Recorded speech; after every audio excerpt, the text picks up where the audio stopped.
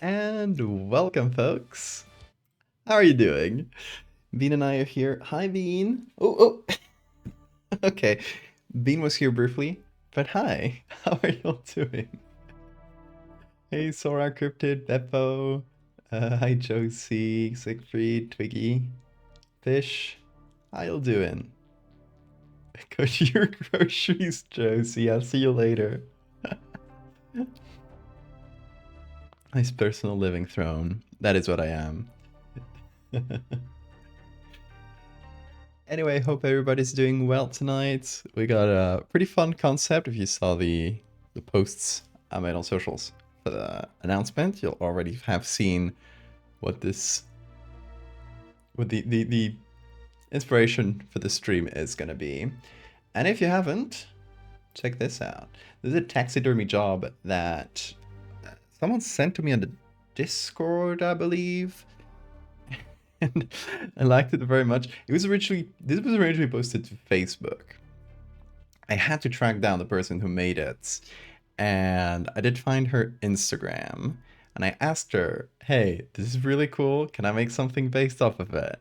It's called the Vespidantula, and it is a tarantula molt with a wasp nest and a couple wasps, and I just love that so much.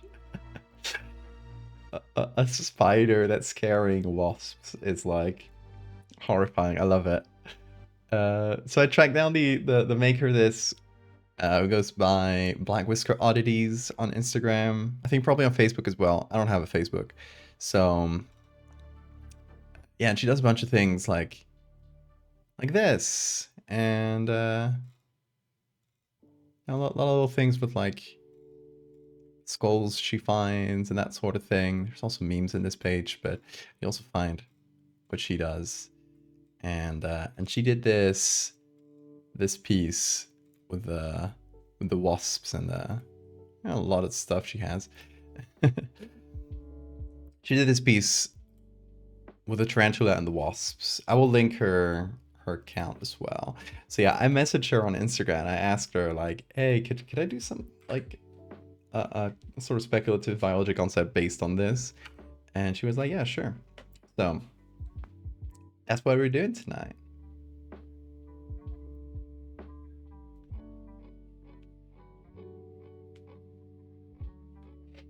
You see the official Tumblr and AO3 accounts have officially endorsed people shipping them. Who's them? Teriel, I hope. Those boat tanks on D-Day. Yeah, it's a combined air and ground assaults. That is what this is.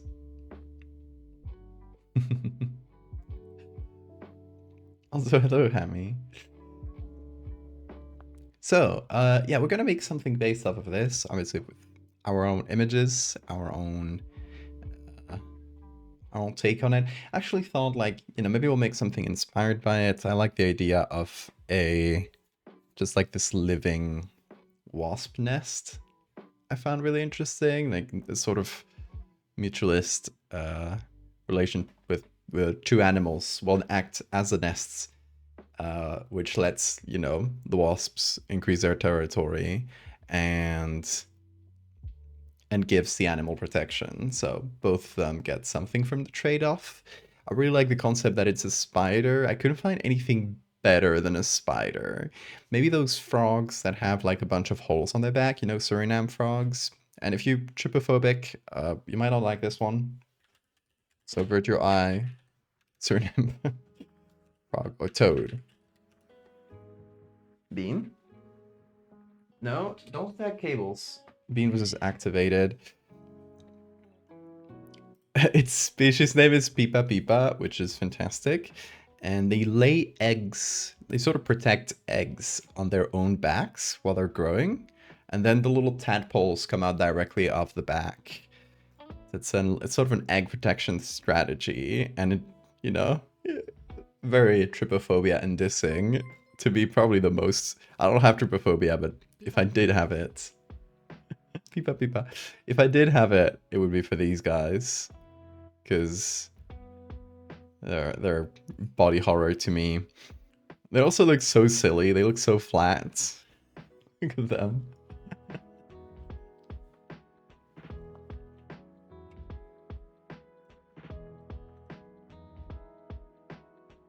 Did someone doctor up this taxidermy? Yes, yes. It's an artistic creation, Hammy. Skelly Lou, welcome. Glad you caught a stream.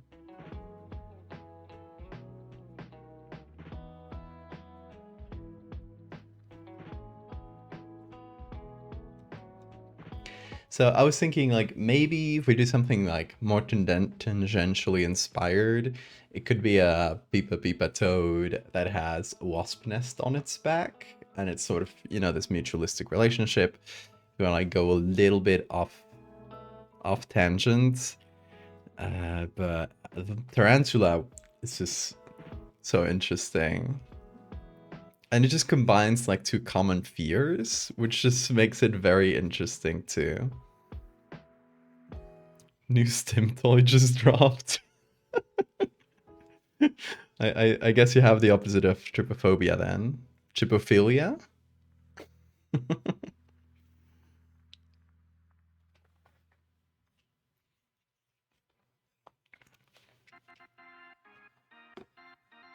Wasp army used giant beetles to carry eggs to the new locations. Beetle might be nice, but it's just no... It's not such a scary image, right? It's... This imagery is just really good. And also so like immediately readable, where it's just like the abdomen of the spider, or I guess it's not called abdomen anymore. It's prosoma, and I forgot the other one. Yeah, it used to be like spiders, they called the front of their body cephalothorax, because it's like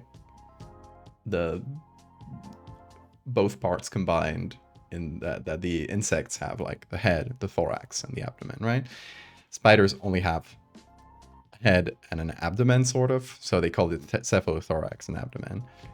And now they changed it officially, so it's like, I think it's prosoma and something else. I forget now, but yeah. Spider terminology, not very interesting to most people. It is to me though.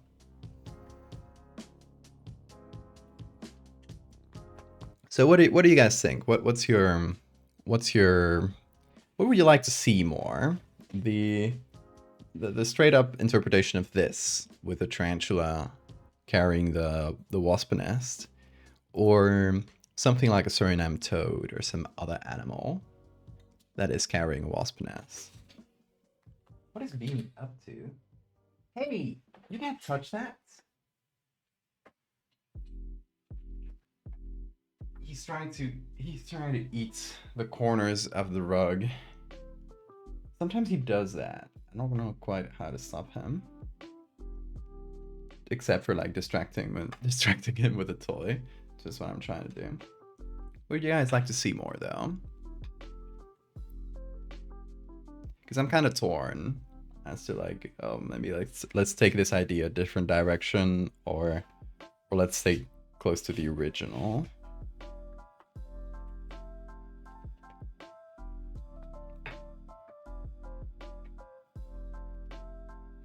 We also already did something with the Suriname toad, but sort of tangentially related. We don't have the toad itself with the eggs on the back. It's a toad that lays eggs in your throat, if you remember that. Fell asleep during the Fractal stream. Mectal, you fall asleep during most streams, and that's fine. I'm not judging.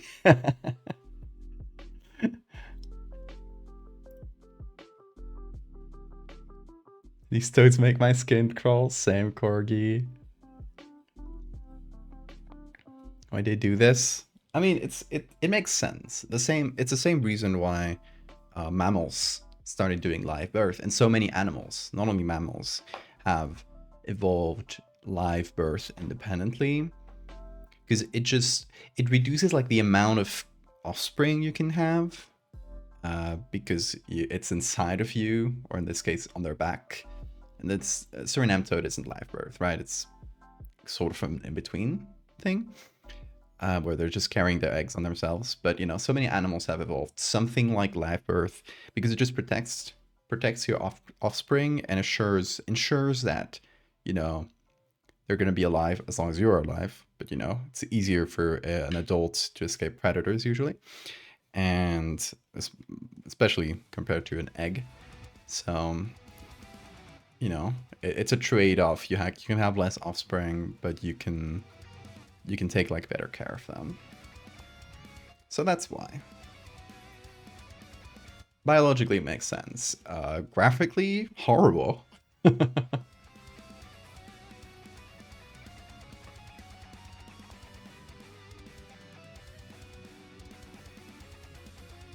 Difference in textures of paper wasp nest and fleshy wet toad is something. Yeah, that is a fun thing to figure out. I don't know how I would do it if we went that direction, but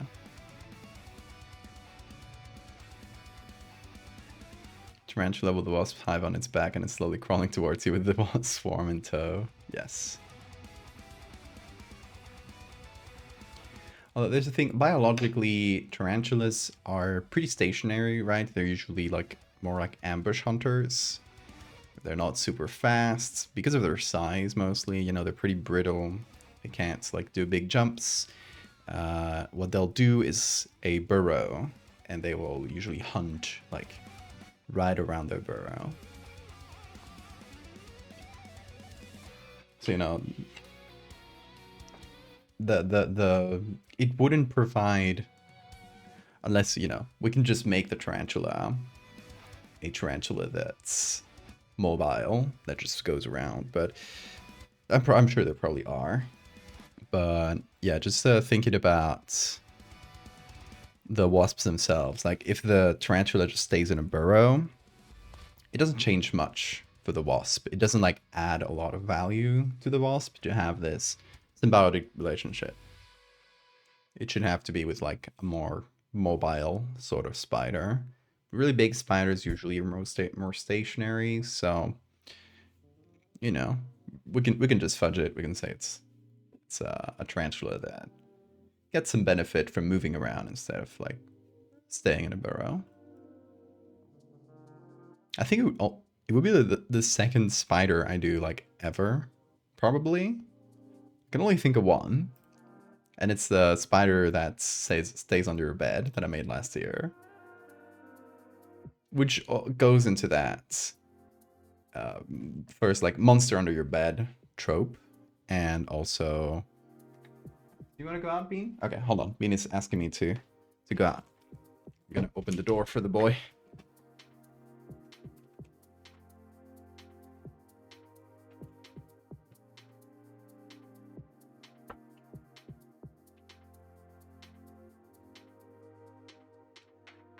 And there's a piece of my rug that he ate, and also a hair, I guess. A piece of my rug that he destroyed. He keeps doing that. He keeps taking like little tufts off the corner, which is a little bit annoying.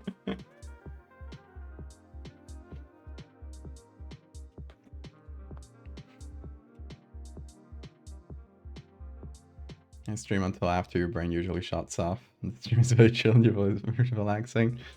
I'm guilty of that, I guess.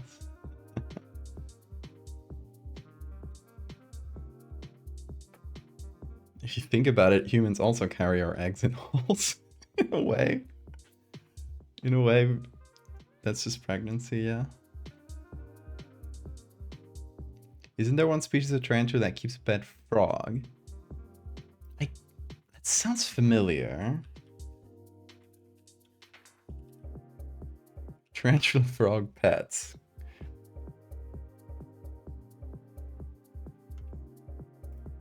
Let's see. Tiny frogs and giant spiders, best of friends. Oh, look at them.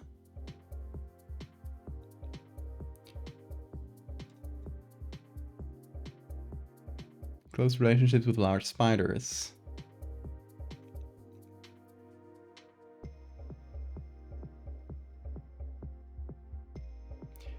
The spider used chemical cues to recognize the frogs. Oh, Oh, it protects Ay, them. no vi cara sonriente.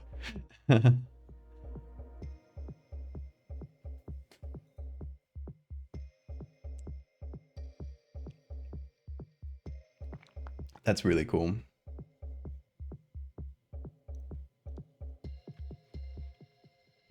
Young spiders have sometimes been observed to grab the frogs, examine them with their mouth parts, and then release them unharmed. They're probably unpalatable due to their skin toxins, and this might explain how the association arose in the first place. The frog seems to benefit from living in proximity to the spider by eating the small invertebrates that were attracted to prey remains left by the spider, and presumably also benefits by receiving protection from snakes and arthropods.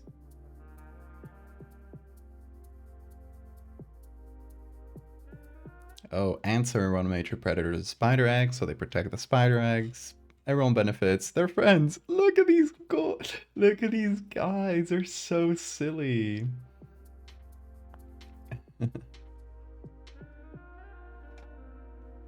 Hey, skeleton. Cute bit of symbiosis. If you're not arachnophobic, yes. Also, I guess arachnophobia content warning. I think that's covered by the title of the of the stream, but I hope that that covers it, but I will still say it. I've already shown some spiders, so that content warning comes way too late. Hey Liz. That's very interesting that spiders and frogs would have this sort of coexistence.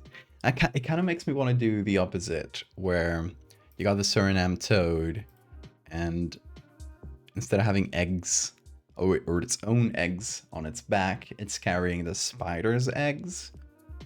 And then they hatch, and there's a million little spiders. And, they get something, and the spiders, like, feed them and protect them in exchange. So it's kind of like a mobile nest for the spider or something. I kind of want to do that. No more wasps. No, but for difference. Because I do want to do this. But it might be like a different idea. And eventually when I do my book for the bestiary or whatever the book ends up being called, currently, I have it online as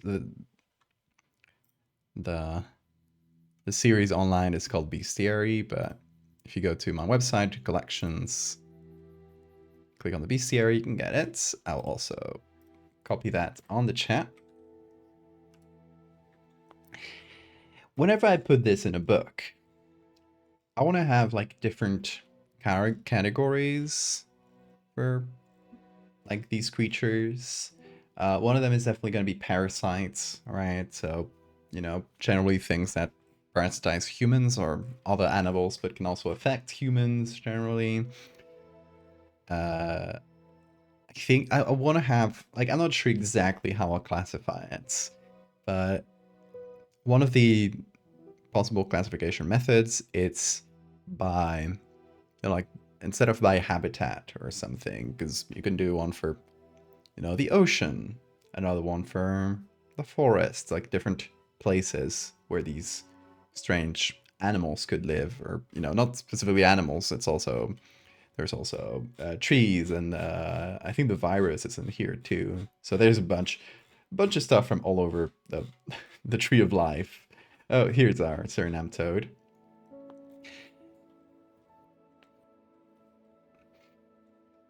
Oh, I didn't put the virus in this one. It's in the medical horror collection. There's overlap between the medical horror collection and this one. Some of them are in both. Your trypophobia wins tonight. That is fair. That is fair. We'll come back to spiders in a bit, so you don't have to worry.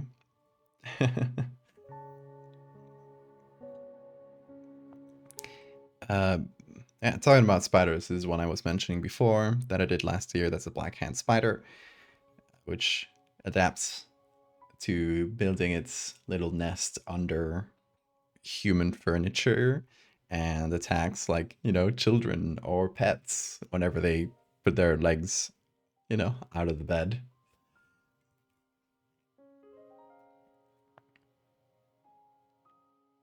Oh, that was you, Hero. You sent me that. I forgot who had sent it to me, but yeah, I contacted the artist who made it.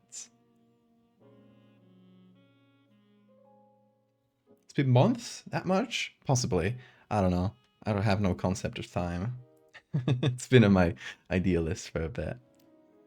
That spider may mess you up. Good. I don't usually do spiders, because spiders are very, like, overrepresented in horror. So I feel like they have to have, like, a good reason to be there. Otherwise, I prefer to, like, represent other animals.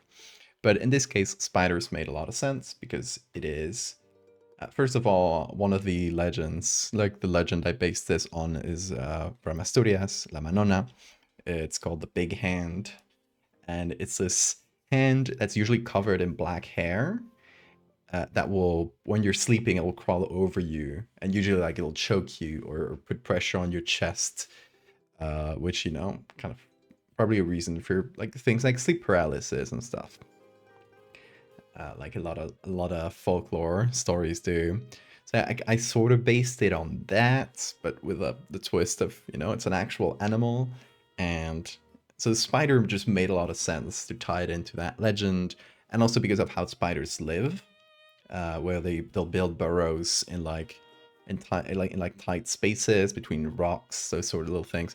And they will usually stay around those burrows. So it makes sense that they would just build nests under furniture, and they wouldn't need to move too much, so they could get actually pretty big. A lot of things can tie together and make it into a fairly plausible animal. But yeah, I was saying the bestiary. One of the things I want to do is classify things, and one of the good classification methods is by sort of like biological niche, or I don't know how the exact wording for this is, but things like, parasites, mutualists, different like relationships within the animal world. I would have to come up with like a specific classification in which like each of these could fit. Because like this one's a parasite, right? This one just hangs out there, like in Spanish we say comensalismo, like where it's a sort of symbiosis where one species benefits and the other like isn't really harmed. A lot of our gut microbiome, for example, is in that level. Commensalism, thank you. Jaguar Soul, thank you for the follow. Artists to do cutesy jumping spiders and Renaissance ball gowns. Someone get on that. That sounds like a great idea. Like moss growing on stone bricks. But meat. Yeah, exactly. So this would be like commensalism, because it's not usually harming us. So I would probably put it in that category. Parasitism. This one is a predator, right? So one of the categories would be predators. So, this one's actively hunting us. Parasite, predator. This one's just kind of hanging out. There's gonna be some that are just hanging out or don't have like that much interaction with humans. Maybe sometimes like accidental. Like this one, the boulder crabs. They don't really harm humans unless you like provoke them, maybe, or it can be like accidental. You think it's a rock, maybe kick it, and oh shit, it's a crab. It attacks you. There's plants who, plants, they can't directly harm humans or anything. So I don't know exactly where this one would go, where it's just like defense mechanism more than anything. Same as this one, right? It's defense mechanism. So maybe that would be a category. I don't know. What do you guys think? I think I have a little thing for bestiary here. Notes book.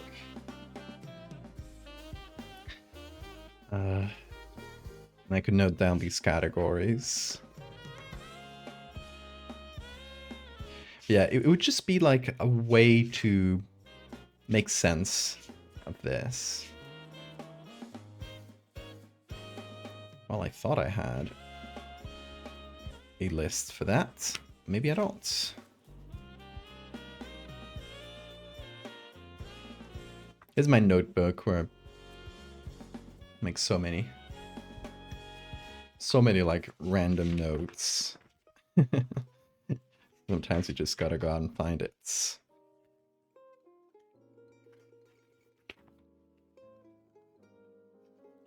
I love the bowler crabs as well. I like sometimes when these animals, they don't really like want to harm you, but you know, maybe humans will be stupid and something will happen, right? Also, I like these ones too, where it's a parasite, but it's not like really out to harm you. It just wants a safe place to live in, and eventually they can get too numerous and they can mess with your vision and stuff, but they don't want to. So you're just part of their life cycle, and you're not like the part where it's trying to like actively harm you. You're just the part where it's like maybe waiting to be eaten by another animal, but you're not a fish. Also, Leon, thank you for the follow. Welcome. Love the thought about enduring animals. Thank you. Yeah, eventually this is going to be a book, and I have a few different ideas for the whole setup for the book. But the main one I am thinking about is this is like a biology textbook sort of deal, maybe a collection of like more scientific journals, textbook segments, and field notes, all written by the same person. Like there's this one biologist who's been going around the world trying to find these species that are really rare, that have a strange relationship with humans, that are like often like misinterpreted or understudied. They tend to look like other things, so people like don't notice them as much. And so they're just going out and categorizing and talk and like studying these species, and then there's a little bit of mystery to it because this person disappeared without a trace, and you don't know like did one of them get him? What happened to this person, to this biologist? So you're trying to like solve a little bit of that mystery as you go through the book, and it's a little bit of like an ongoing story, and you can like sort of follow their travels through all these different types of documents that somebody, like when this person disappeared or died, right? Somebody took all their notes, everything that they have left behind, and puts it together as a stone that you're reading. This like haphazard collection because he didn't like get to finish the book that he wanted to do. So it's like, you know, when someone like an author dies and someone from their family will take like unfinished manuscripts and will send it out to a publisher, and usually I like put something together. It would be something like that. And the idea would be just going through all these species, and it's not just like a simple description like I'm doing so far, but you know, we get like maybe a little drawing that he did of the entire life cycle of this jellyfish, or you know, now we see a bit of the house meat, but maybe in this case, in the book, we'd see how the tiny, like the babies of the house meat, the meatlings, I guess, are like highly mobile and run around trying to find like another like a nook or a cranny in a house to start growing, and then they lose like their legs and everything, and they just start becoming this sprawling mass. You know, you could get like a lot more detail into each of these, and maybe some that aren't as like social media interesting, because for now I'm doing a lot of them that are just like interesting on their own, because they affect humans in some way. They have like cool imagery attached. But for the book, I could have things that aren't maybe like as visually interesting and that are maybe like more written about, and stuff that isn't like as social media like friendly, I guess. One of them is a bird. This is one idea I had long ago, and I was like, it's just not very like that interesting for the kind of horror I do, because it doesn't like interact with humans at any point. but it is a bird that splays out its wings and stands on a plant and looks pretty much exactly like a flower to catch bugs. It's like, why? I don't know. It feels like it's something that would happen in nature, but I don't think I've seen any example of of a bird mimicking a flower. I've seen examples of flowers mimicking birds, but not the other way around, right? So that's really interesting. I don't know. Why doesn't that happen? It should. But yeah, a little bird that just stands on a plant and stays there, and it's just sort of an ambush predator. So yeah, that will be like, I think that will be a book exclusive idea. Can I eat it?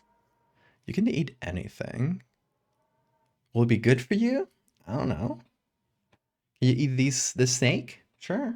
It's venomous, but it's probably not poisonous. This will probably not be tasty though. That's all scales. You can eat the house meat. I bet that would taste pretty okay. Be a little tough, but hey, who knows? If you cook it well. The Resurrectionists. I haven't read that book. I've heard about it. I've seen a lot of the things in that book.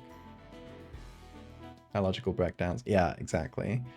Yeah, it would be a bit of that, with the like very like modern. Because I know the Resurrectionist is like, you know, set a long time ago, and it has this like old school like Victorian vibe. I think I might be getting the dates and the specific time frames wrong, but it has that sort of vibe. In my case, it would be very modern.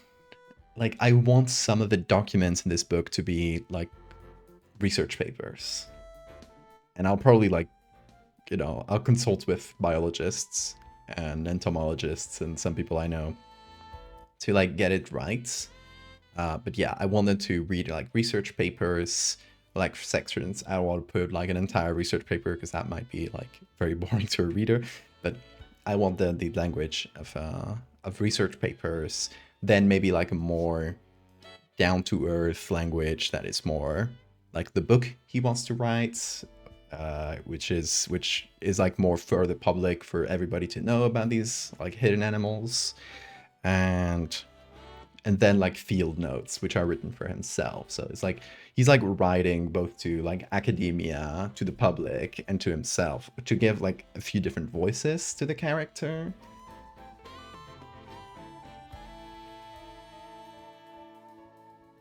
Housemeat sounds like a weird album name. It does. Okay, so I was gonna write down here the possible classification for bestiary, because as I talk about it, it's crystallizing the idea a bit, and when an idea crystallizes, it's good to write it down. So I wanted to write down like bestiary classification. And I'm gonna make like a few columns underneath, where I'm gonna like try to sort these, and that way, you know, we'll think about this new idea as we go in this setting. I will obviously, you know, when we make in a few minutes, when we make this, and you know, I've been the original, the creator of this did let me, you know, base a speculative concept of it. If I eventually, you know, put this into a book, I would definitely ask her, like, hey, is this something I could put into a book? Or do you prefer it to just, like, exist online? But yeah. In the classification, I think I would have, like, predators. Things that actually actively hunt humans. Maybe, like, you know, the bird that hunts bugs would be in the predators section as well, I think. We would have parasites. Definitely a lot of parasites. I love my parasites, so it's going to be a lot of those. There could be commensalists. That's how you write it.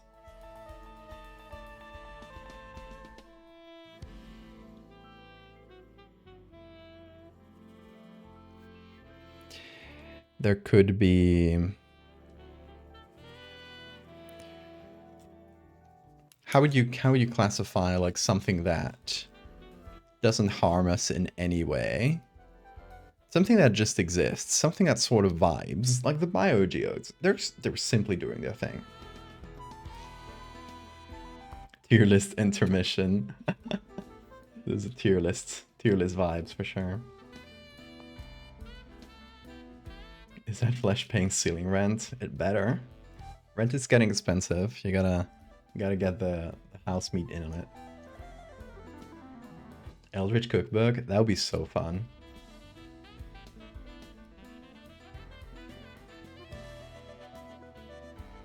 SCP like incident reports and such? No, very like biologist, like a real biologist would write about this. SCP is like very government agency, you know?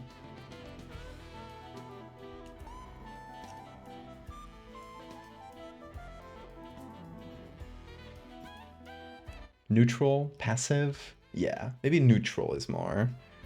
Because passive implies that they're... Well, I guess in this case, this one's just sort of hanging out, so this won't be pretty passive. But for example, like this one, it's like eating detritus off the beach. It's not like passive, if in that regard. It's like doing its own thing separate from us. So I think like neutral. Or we'll probably come up with a better like biology term for it. But if we take these four as classifications, oh yeah, where would you put these two that only warn us, like defensive, that have like an interesting defensive mechanism? Yeah, neutral and less provoked.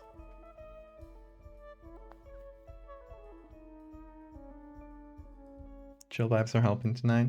I'm glad. Omen.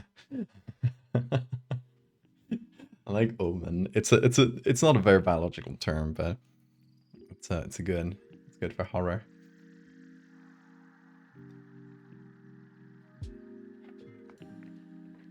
Also,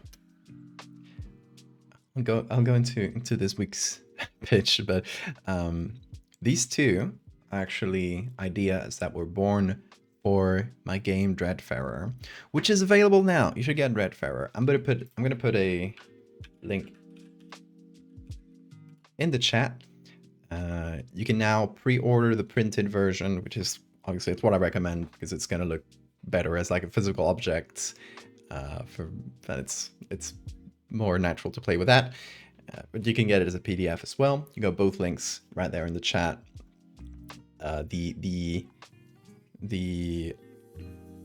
Some of the extra stuff, like we haven't like done the big print order for the actual book yet, so whatever you add to the pre-order you will get it.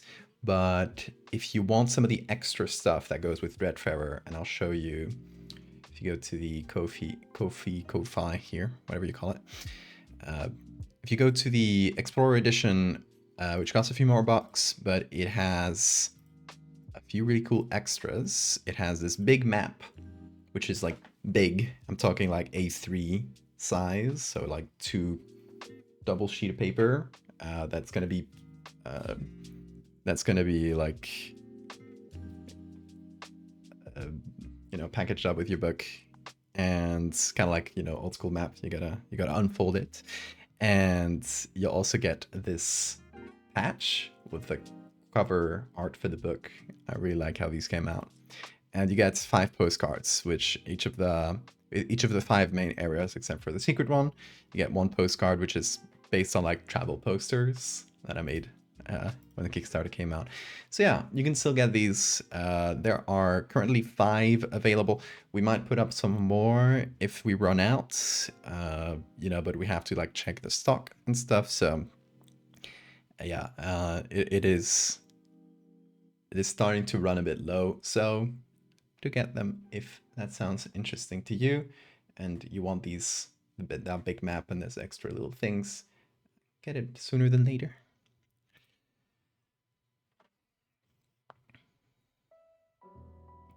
You're fancying up a journal for it? Nice.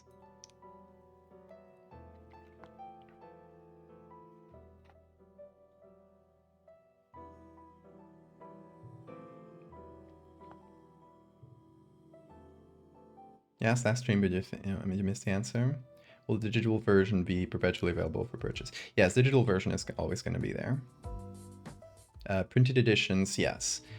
We're going to print whatever, like all the ones for the Kickstarter, plus all the ones from the pre-order, and we're going to print some extras on top of that, but, you know, it's going to be limited stock, and it's only going to go down. And, you know, unless there's like a huge like resurgence later on demands, where we get, you know, enough orders to do a second print run, you know, that's probably going to be it. So for the printed versions, so yeah, printed version will be limited. Obviously, the digital version will be always available. Wooden Vulture, thank you for the follow.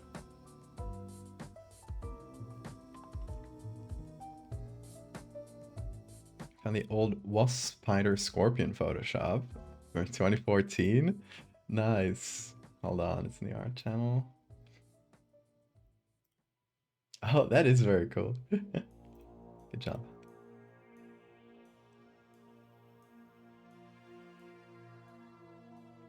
That was part of the stretch goals in the Kickstarter. Yeah, the patch, the map, etc. So if you backed on the Kickstarter, you will get that. So that's why we have some extras, because we printed extras from the Kickstarter rewards, but that's why we have some of these extra little things, right? And that's why you can still get them, but you know, it's going to be limited because we only printed some extras. But yeah, it would be a good classification for these two, or it's just warnings. I was thinking like apostomatic, but that's when you have like warning colors, like, you know, bees have the yellow and black to warn you that they're dangerous. But that's not quite it, right? Mimicry. A lot of them have mimicry, but you know, they like, this is a lighthouse mimic, but it would be definitely in the predator category, right? It uses mimicry for predation. This one uses mimicry for predation as well. So like mimicry would be like, you know, it would be a bit too broad, I think. This one, again, mimicry for predation.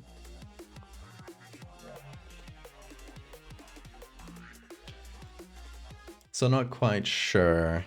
There's, I'm gonna make another like little column here, which will be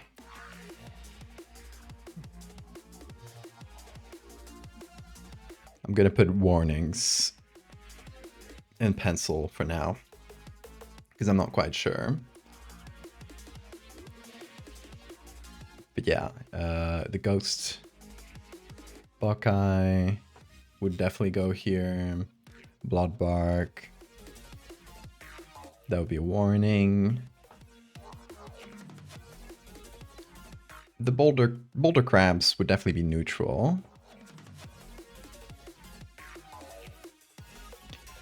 But yeah, I think these categories, predators, parasites, commensalists, neutral, and then this other one, tentatively called warnings, are probably will fit everybody. So lighthouse mimics would be predators.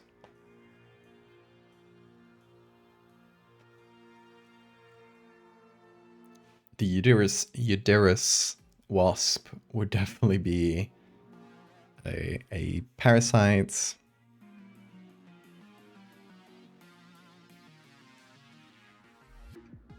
This one would definitely be a predator, where it's, you know, it's trying to attract you, but it is to eat you.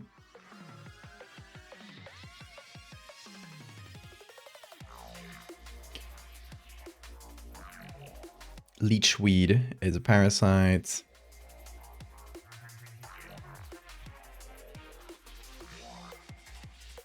Commensalist is house meat.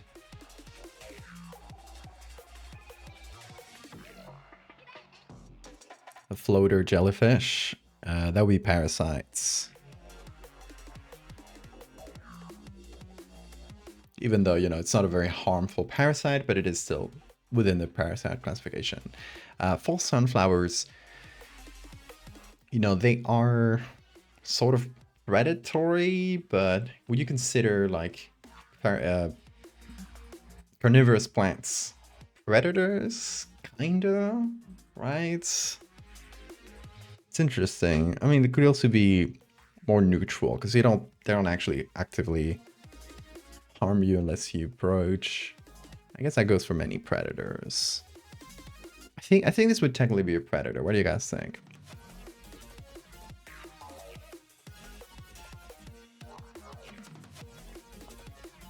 Say predator? Yeah. Let's go with predator. Okay. Dracunculus. That's definitely a parasite. Oh, the parasite column is winning.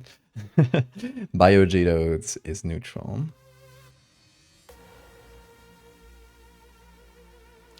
I got the teeth weevils, or the cavity weevils, technically.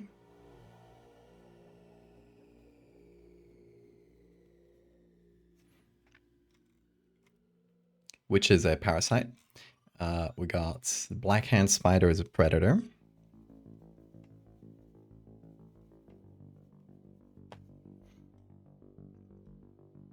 The bloodpecker is a parasite.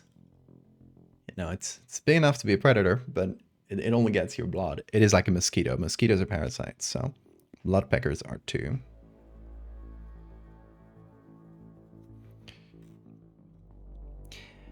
These guys, which are the Suriname toads we were talking about before, are parasites. Spittle toad. Again, a parasite with the barnacle, the spine barnacle.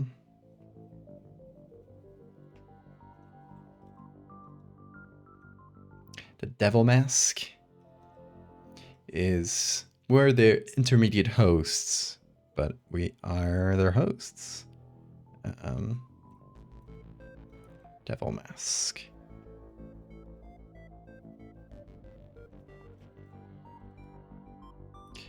We got false caustics, which just have venom on them, but they're not like actively. They don't eat you. They don't like the venom is just a defense mechanism. So I guess would that fit them with these guys? These are defense mechanisms. Not quite, you know, they're meant to cause like psychological pain, but they're defense mechanisms. This one's designed to cause physical pain. But it is also a defense mechanism. So instead of warnings, the category should be something like, you know, I need to find like a better biological name for it, but something like defense mechanisms is a better term.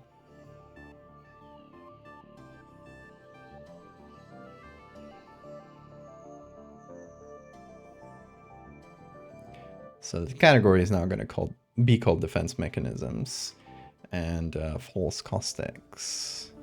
It goes in them. Yeah, also like broadens it up a little bit to like future stuff. The Jenny Hannovers, which are just chilling. They're just hanging out. They're the most neutral of them.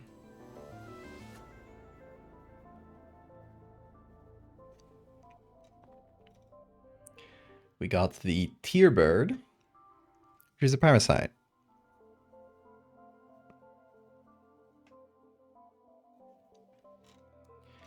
And we got the Wicca, a big old rodent that eats babies.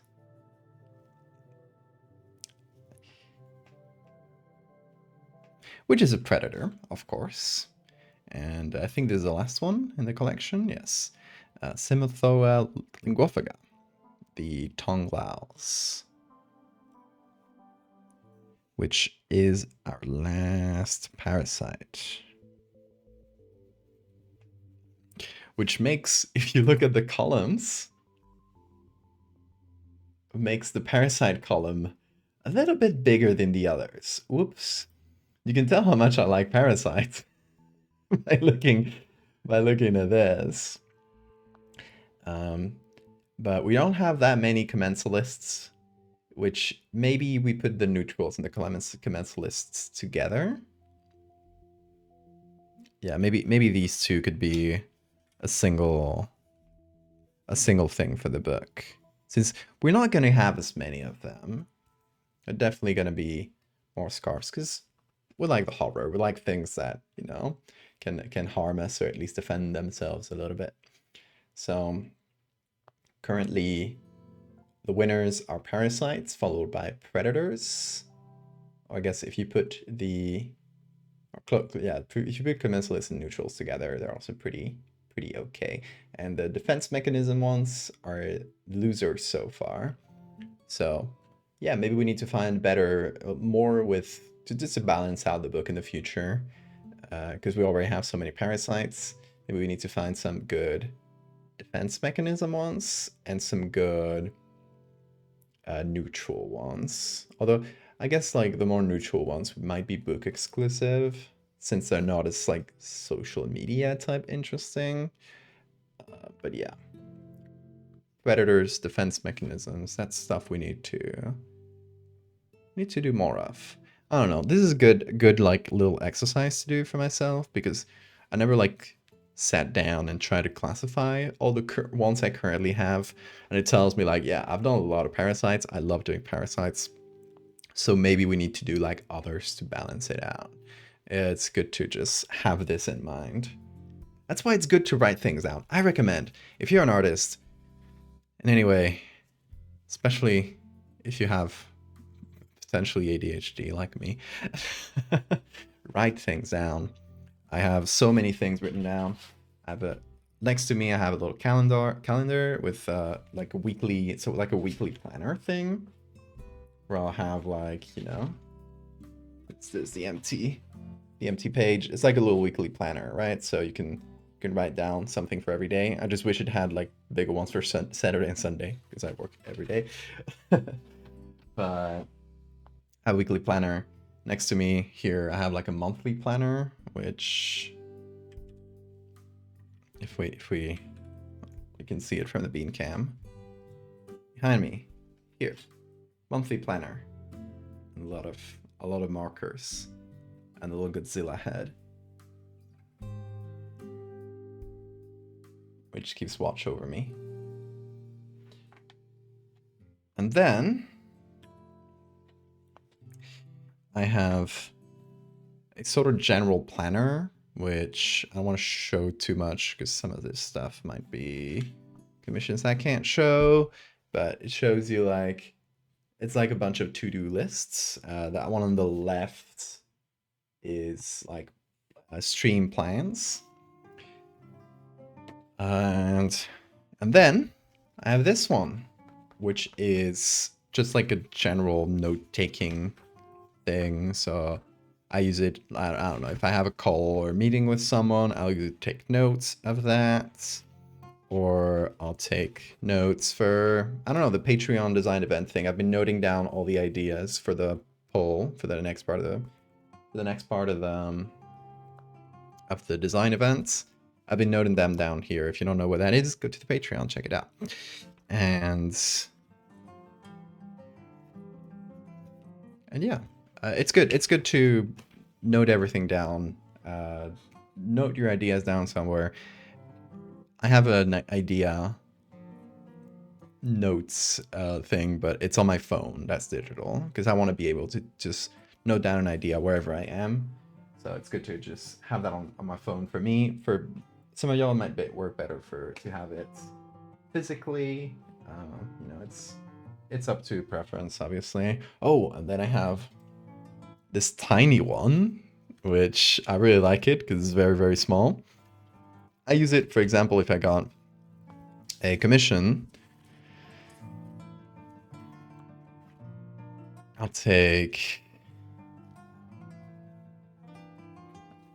do like a little tracker for like a long commission that has like a bunch of images I need to do.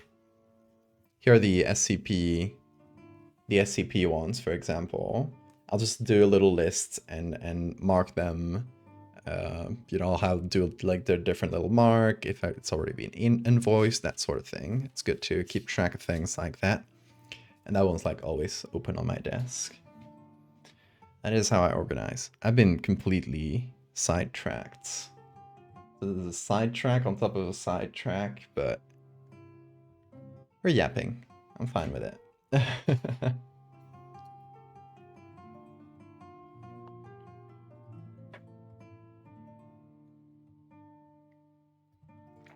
Guess we know what the biologist specialized in. Definitely parasites, yes.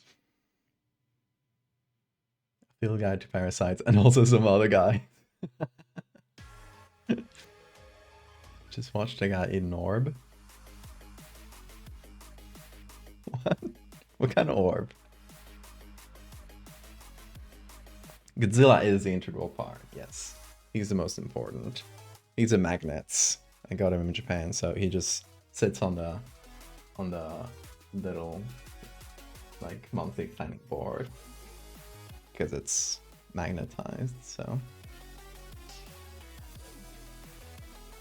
Tiny notebook, it's so cute, isn't it?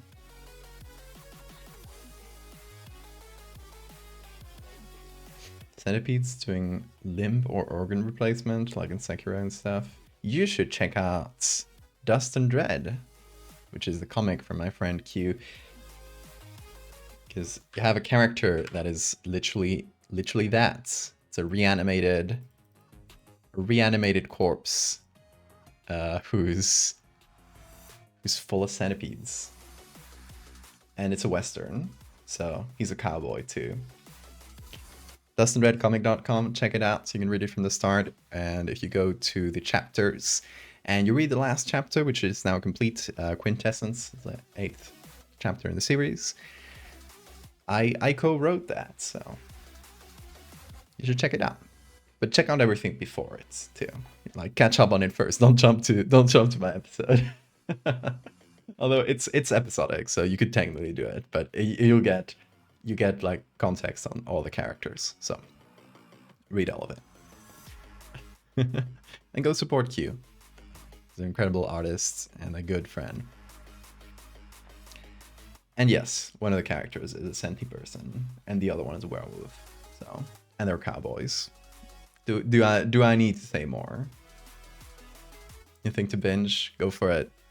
It's still like starting out. It's fairly recent, so you will catch up quickly.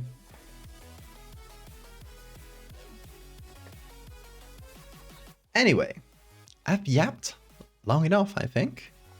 We've talked about the bestiary. We've talked about, you know, how to categorize it. Look through. I think we looked through every bestiary entry. Yes, we have. Classified them. But this is all to come back to our spider wasp nest. What would this be in the classification? I guess it would be something we haven't like classified, which could be like a separate classification in this book, which would be like mutualists, symbiosis, where both animals benefit.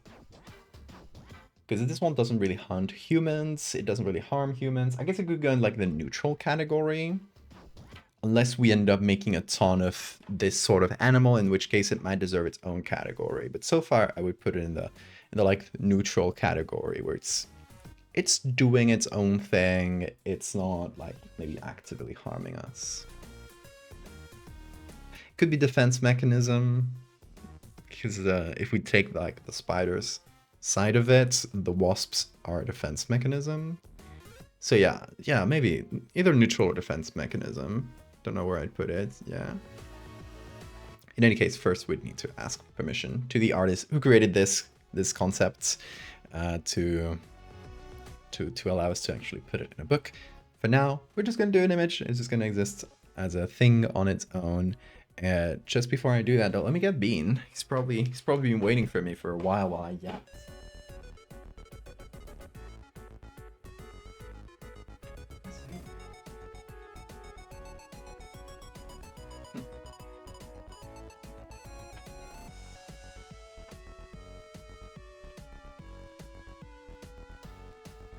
Poor little boy, he was just waiting outside. Oh, he was waiting for me, and I was yapping. I'm sorry, Bean. I didn't forget you. I didn't forget you. I'll never forget you.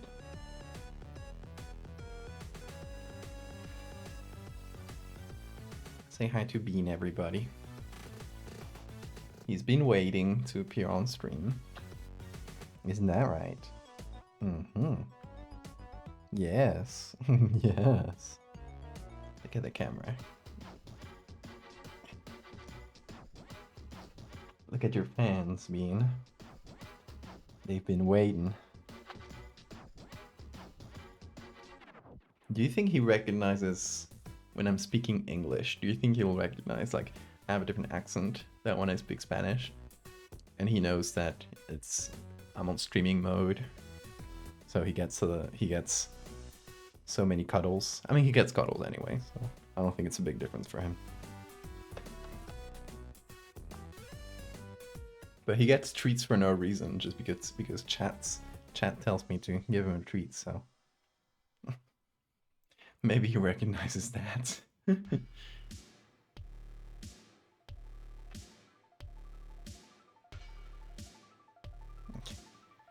You wanna go to bed? Go to your little bed. Oh yeah. I mean, I'll let you go wherever. And Bean is bilingual. Trilingual, technically. I speak to him in French sometimes. Just because, you know, French is my mom's language. My mom's French. I grew up in Spain. For context, for those who don't know. French is my mom's language, and it's always like the language we've spoken to the pets in. I do it less with Bean, because no, I didn't grow up with cats in that environment, so, but with dogs, I always speak French to dogs. It's like it's built into me, and whenever I go back home and see the dogs, I will speak to them in French. And all the orders that my dogs have learned, they're always in French. So like sit or sit down is assis. So I don't know, Bean might be slightly trilingual, even though like French is probably the one I speak to him the least in total. But sometimes I have that little French speaking like bug in the back of my mind that says you should speak French animals.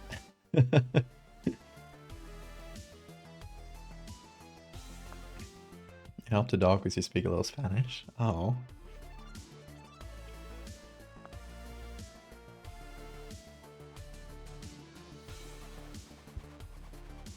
An anthill tarantula. Anthill tarantula is fun. Or maybe termite nest tarantula could be good too. A bombardier beetle in its hindquarter, like broadside cannons. Okay. Let's start by finding our tarantula. And I'm trying to think, like, what perspective should we take for this piece? Oh, also, here's Bean. Not here, that's me. Here's Bean. Sitting on my table. He likes sitting right here lately. It's pretty nice because he's not sitting as usual on my tablet. He leaves me some more space. Although he also do that sometimes. Okay, we need to figure out what perspective we want for our tarantula. We'll definitely find a lot of tarantula images online. They're fairly common. They're really big, so you know, if you go to iNaturalist, you'll find a lot of them. I remember looking through a bunch of them for the tarantula under the bed thingy. A lot of people have tarantulas as pets, so we'll find images. Wasp nests, we'll have to find a wasp nest that isn't too big. So we might have to, like, you know, follow the instinct of this one. This is a tiny wasp nest. This is sort of the initial state that a wasp nest takes before it grows in. This is what, like, the queen initially creates when she sets out from her own nest to create her own. She'll usually do like a very small number of cells, put in some eggs there, and that's how the colony starts. If that fails, the colony is abandoned or the queen dies. That's what's left over. It's kind of like a little pilot's nest, I guess. I've seen a few of these, like tiny ones, where it's like a failed colony. Realistically, a wasp nest is much bigger, but you know, it's on the back of a tarantula, so the size would be limited. It would probably be a species of wasp that isn't super eusocial, like it's not creating these huge nests with a lot of specialization between castes. It's just like a mother and its offspring, basically.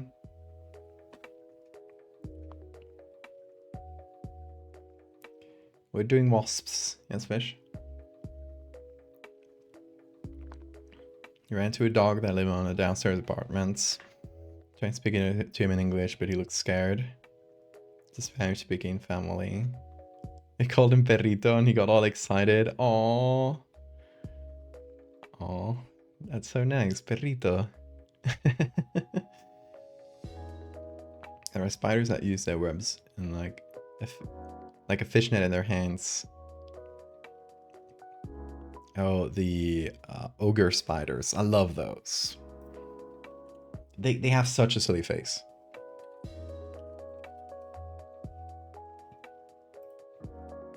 First of all, they look so strange when they're splayed out like this. But also look at their faces. They look so angry.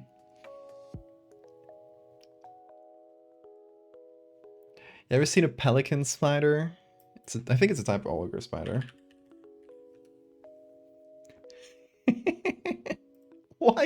Why are they so shaped? What is their deal?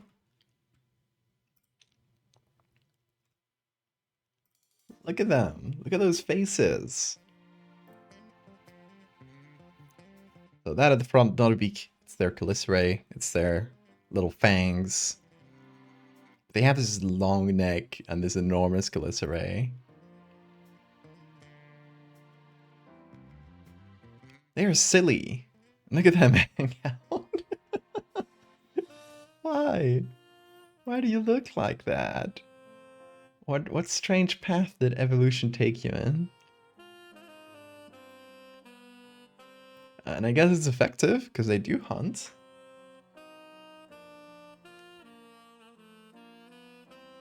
Oh, I'm gonna catch your dinner.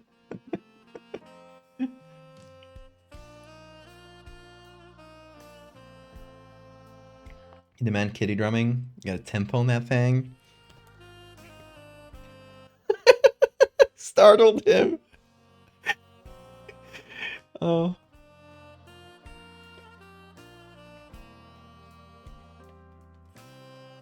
He likes the tapping. Hey, don't try to eat random things, please. You just excited him.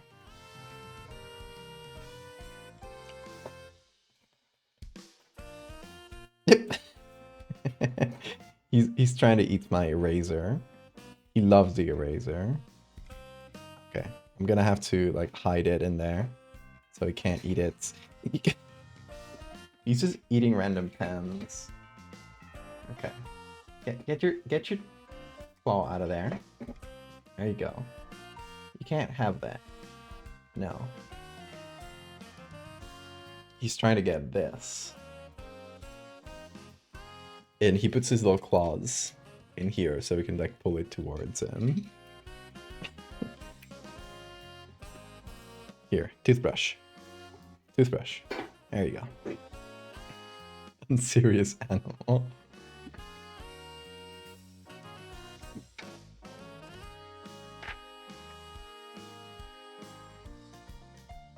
Anyway, sorry, I got distracted. Pelican spiders, ogre spiders, both really good. Let's check out tarantulas though. What What angle should we be looking for the tarantula? Is what I'm thinking. It might be best to first find our wasp nest and then find our tarantula in an angle that matches, because it's probably going to be more pictures of tarantulas and wasp nest, if I were to guess. I do have some, actually, that folks sent me on the Discord. And gotta be here somewhere. Hives. Yeah, okay, I do have some, like, bigger wasp nests, like this one, which is part of this, like, larger one, right? This one's, like, multi-leveled. And is all covered by a paper covering.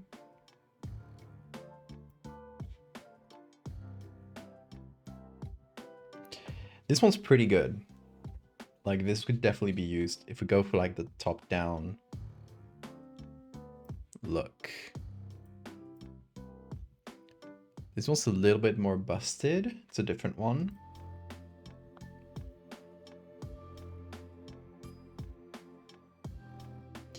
These are all bigger, though. Like, the abdomen of a tarantula is probably, like, this big. So it's either, like, a really big tarantula, or, you know, you barely get, like, the face and legs popping out of there, which, you know, makes it a little more annoying. Okay, first place we can look in, it's just in Photoshop itself, and go look for wasp nest. Because I remember there being quite a few pictures just in here when you last did a thing with wasps. Oh, this one's good. Look at them all, like, swarming around it. And it's all round. It's not huge. Like, this is definitely a workable one. The holes are, like, I'm wondering, did someone lay it like this, or did the wasps, like, lay it like this? If the wasps are crawling around it, I assume this was laid there as is by the wasps, which is a strange configuration, like, to have this nest, like, popping out of a pole like that. I assume there's more inside, and they just, like, built all throughout the inside of the pole until they got out, and then it just blopped out.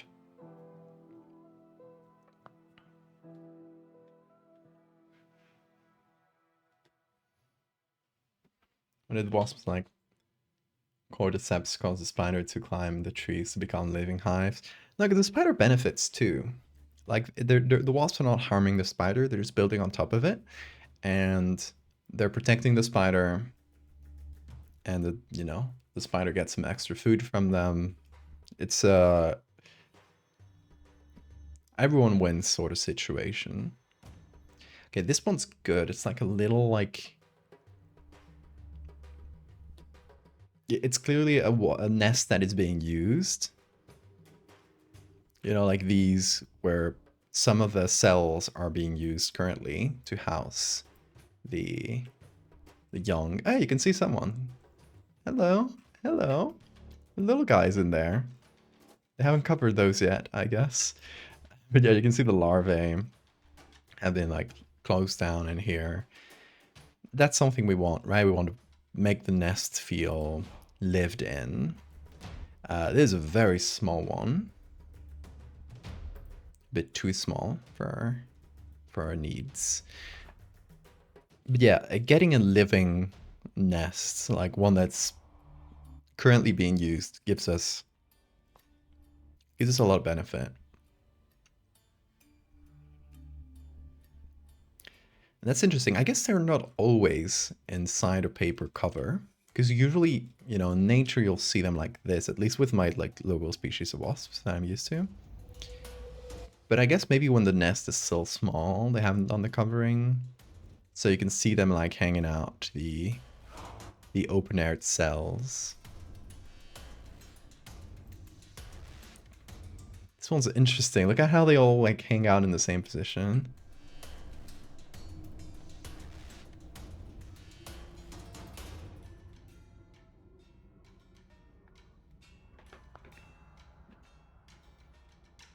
Yeah, it's probably like more mature nests that get that like the big paper covering around them. This one could be good as well, but it's a little bit in the shadows.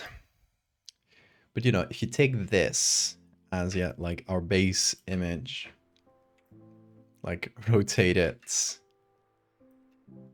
push the nest a little bit up, remove this back part of it, push this up and put the spider underneath where it's like popping out, it would be a good, like a really good place to put this spider.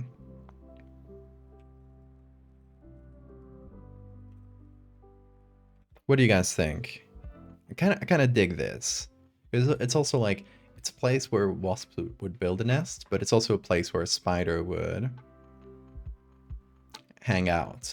Tarantula, right, would build a little burrow.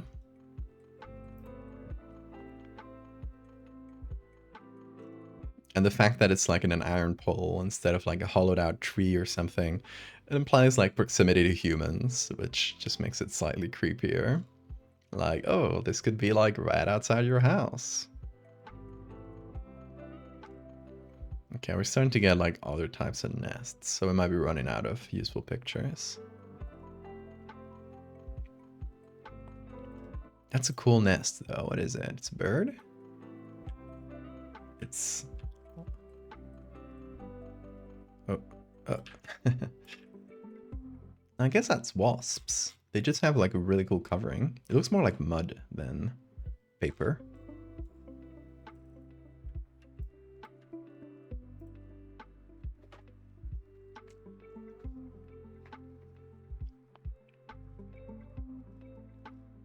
Okay, now we're getting eggs.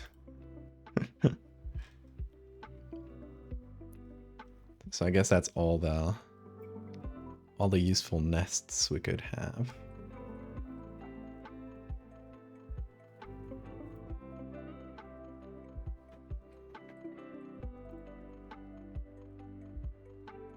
This one's a bit dark, but I like, you can see the inner structure this way. It's very interesting to look at.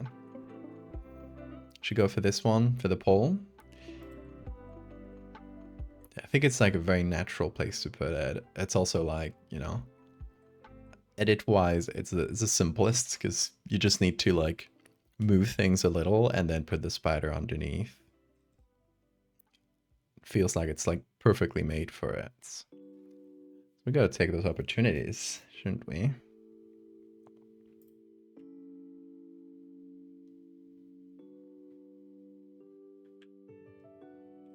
Are these guys eating meats? Who's giving meat to the wasps? Hey, come on.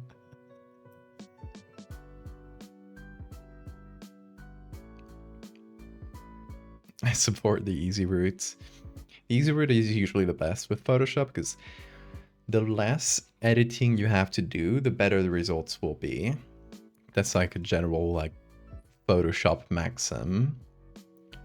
Because the less editing you have to do, it means that you have pictures that match each other really well, and you just don't need to do that much for them to look good. And that usually means like, you know, it's less work and better results. If you have like images that don't match each other at all, or you have like a really specific idea in mind that no image can replicate on itself, you need to match a bunch of pictures together. It's gonna be a lot of work, and it can still look very good, but you know, it has less chances of looking good.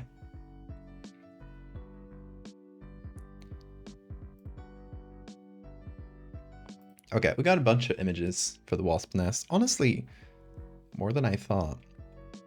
But this one's my favorite.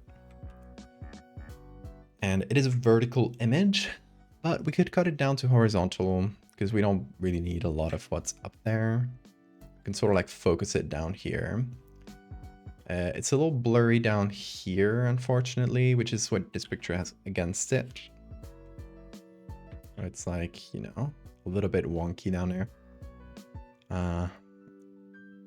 I could also cut it down vertically.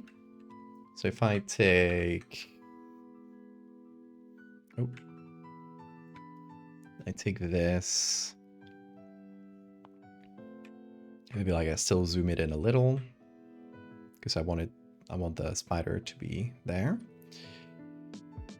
Then I rotate the image 90 degrees. And then I cut that in like 4x5, so it's a little tighter. And it's not like that tall.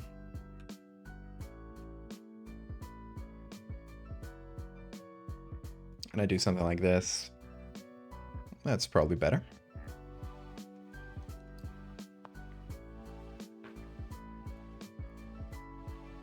House meat for spider wasps. Blood for the blood god.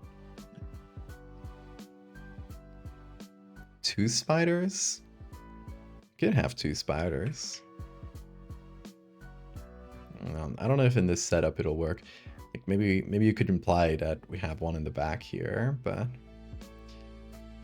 the initial idea is just to remove this chunk, move this chunk up, and sort of make space for the spider. That's the idea. So let's start with that. It's a fucking army. An army on wheels.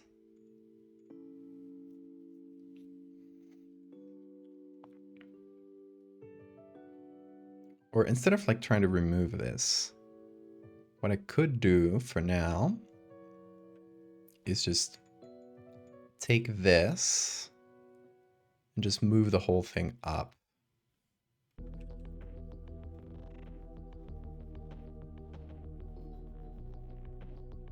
Alright. I'll do this the right way.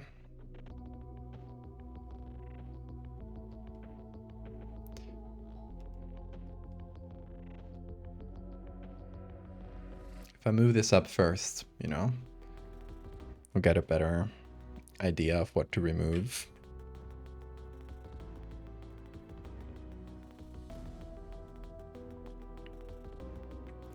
And I guess until we put the spider, we don't know exactly how much we're gonna have to remove.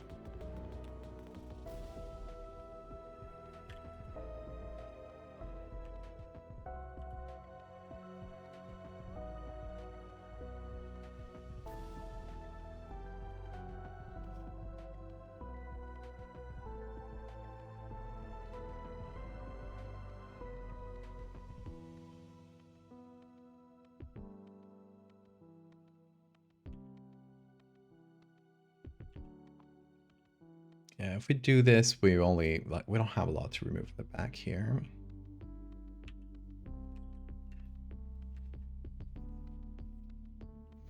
Yeah, let's get that spider first. Now we have the angle and more or less like where we want it.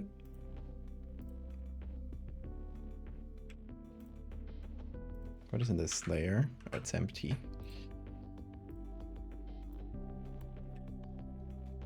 Let me sort of make the space dark here just so I can see where it's gonna be. Can have this on the side as we look for images. So I think we're gonna hop over to iNaturalist, or actually, before we go, maybe there's good tarantulas in the regular stock sites, because it's a fairly common spider that people have. Yeah. That's a lot of pictures of tarantulas. Okay. And a jumping spider, I guess. It's a good measure. And straight, like right off the bat, we got 2 good ones. This beautiful blue one. Look at the color. And this one that's sort of crawling out a little bit, which might be really good for our angle. We also got this one. I think I like the one that's crawling out. I do like the color of the blue one though. What if we gave our tarantula like black and yellow stripes like the wasps? Like it developed aposomatic colors. I think I'm saying that word right. Eternal Zoo, welcome. Thanks for the raid. How did your stream go? Goodbye, Naira. Nayara. My words.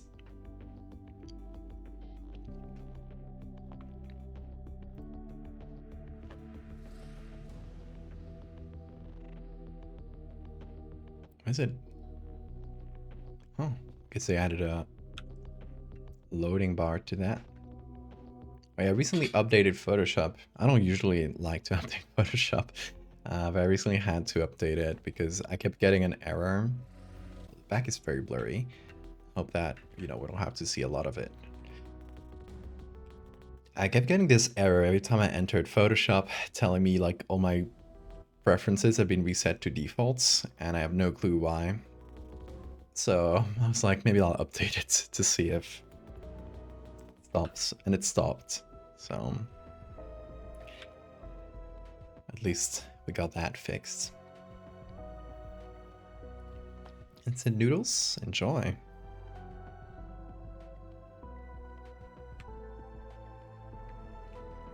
Okay, can still push this up a little bit. At least until we get to the edge. We can make more background if we need to. I'm just trying to figure out if this one will fit.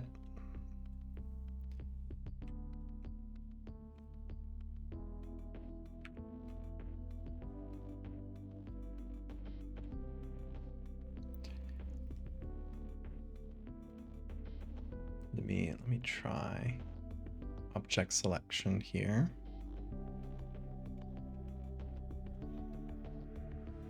See if it selects out this edge pretty well.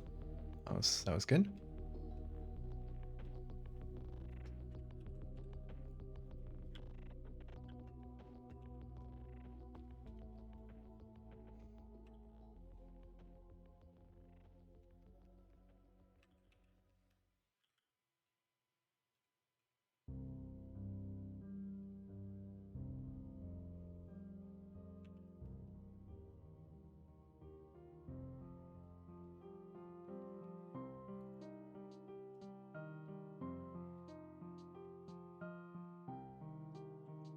Okay, if I do not that, this.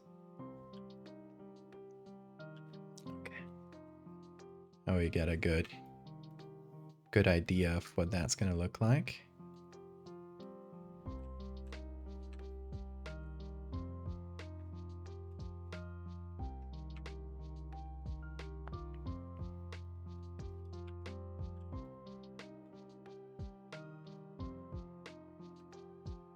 Thema trying to rescue a bumblebee. It turns out to be a spider. Bumblebee mimic.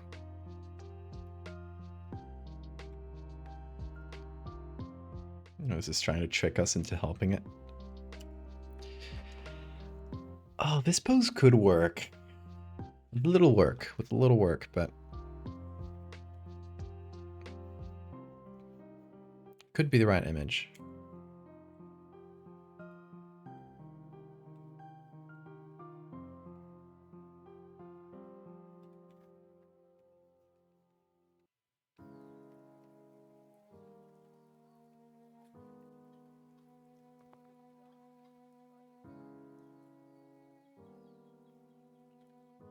Hey Bill, how are you doing?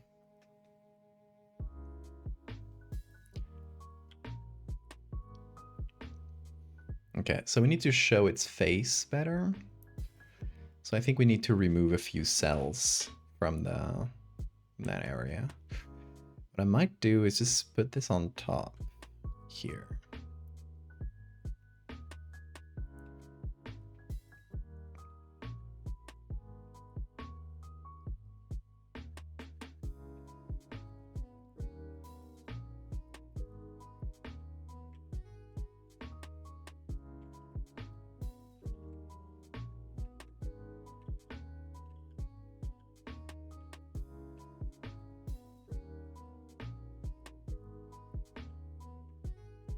There we go. So now we can move this.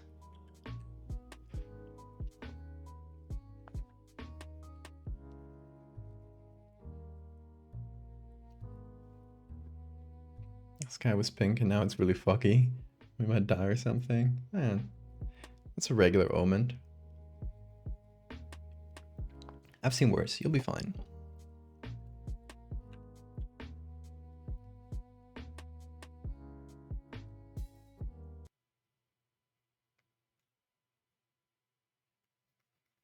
Okay, if we remove these cells, we got a lot more space for the face. That's quite good. Move this up a little bit. Maybe rotate it this way.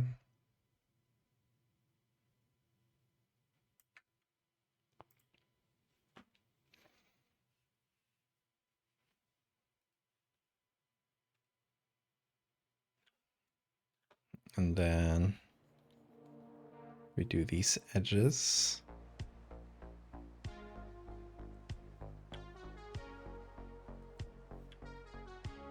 I guess this corner too. So I don't really like how this leg goes.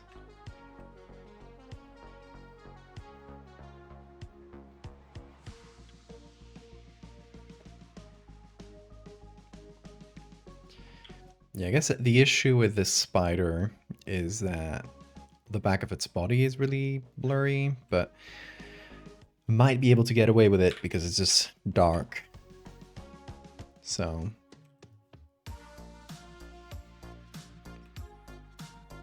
can probably do something like this.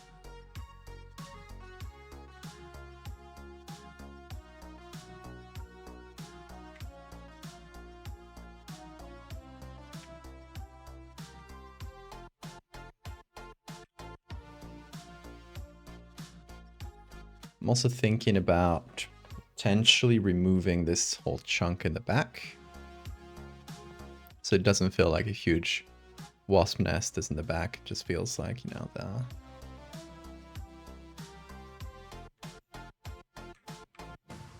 the inside of the pole continues in a regular way. So I could do this, where I push the top part of the pole down a little bit, and then just mask that on.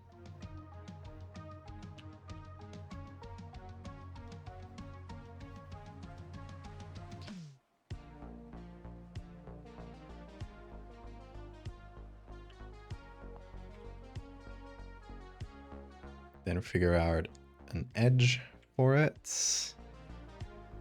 And yeah, I think that works. That mostly works. We only need to remove a little bit of the top of one wasp, and it might not even be necessary, I'm gonna be honest. Because it could just be another wasp that's on the pile. It's there, it's kind of blurry in the back. It doesn't like flash too much.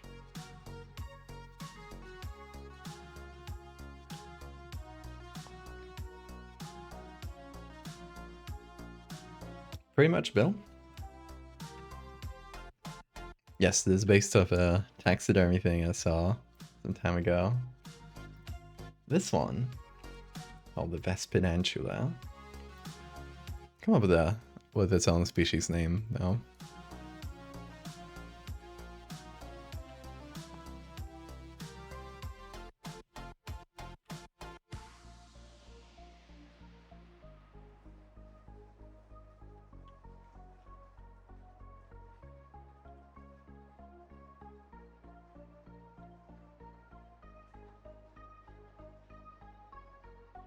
Something that bothers me about this image is that it has a really like Instagrammy filter on top. This orange blue sort of filter that isn't just a bit annoying. I don't think stock picture uploaders should be putting like Instagram filters on things, honestly. But you know, it's up to them. Okay, this brings in a little bit of color.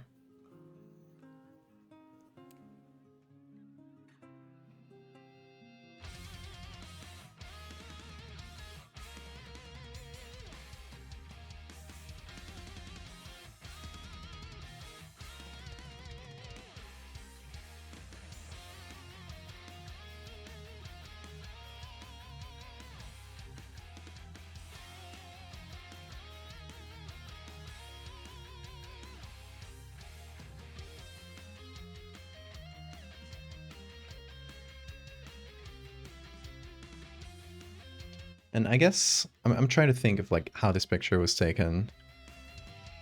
The light is coming from where exactly?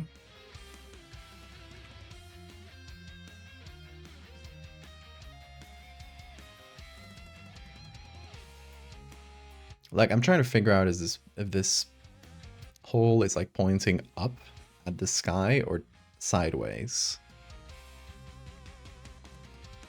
And I guess if it was pointing up, we'd probably get more light in here. If the sun was like looking directly into this. So maybe we're getting...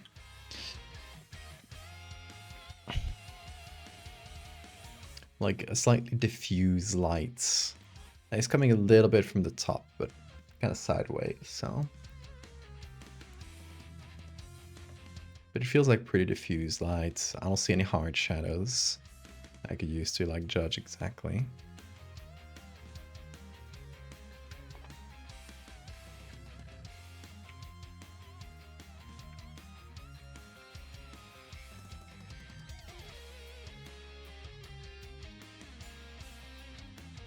A flash? No, not a flash.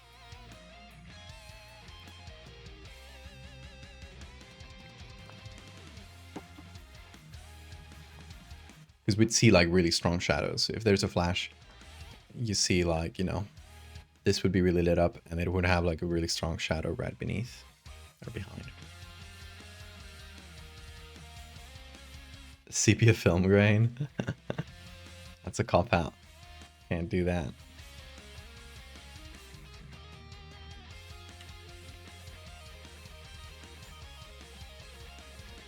We are manually matching those colors.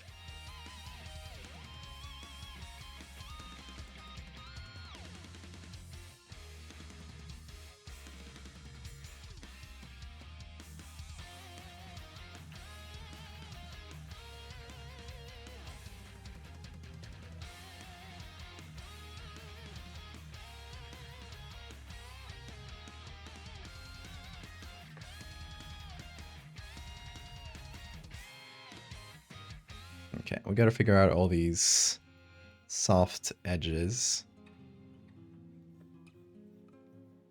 Because we don't want any of the background sort of showing up next to the spider.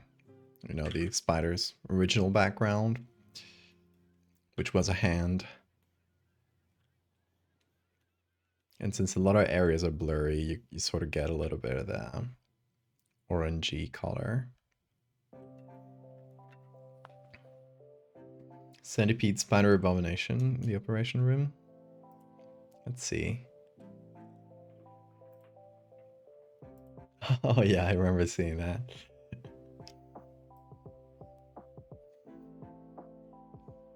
Horrible, I love it.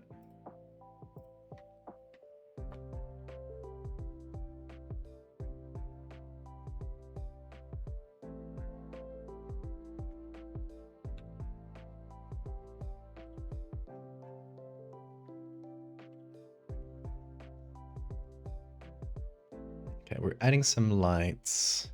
Trying to emulate, you know, the lighting that we got on here. Maybe there's too much green in that light.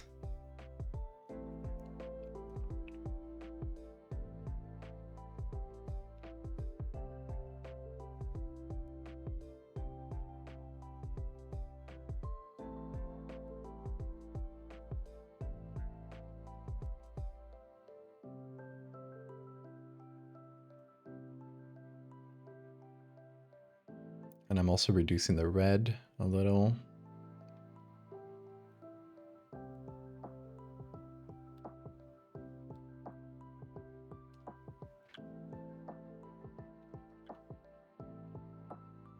This changes it quite a bit, doesn't it? Just trying to bring back all the original contrast and stuff that probably was in the image, but got really reduced when somebody added a very Instagrammable filter.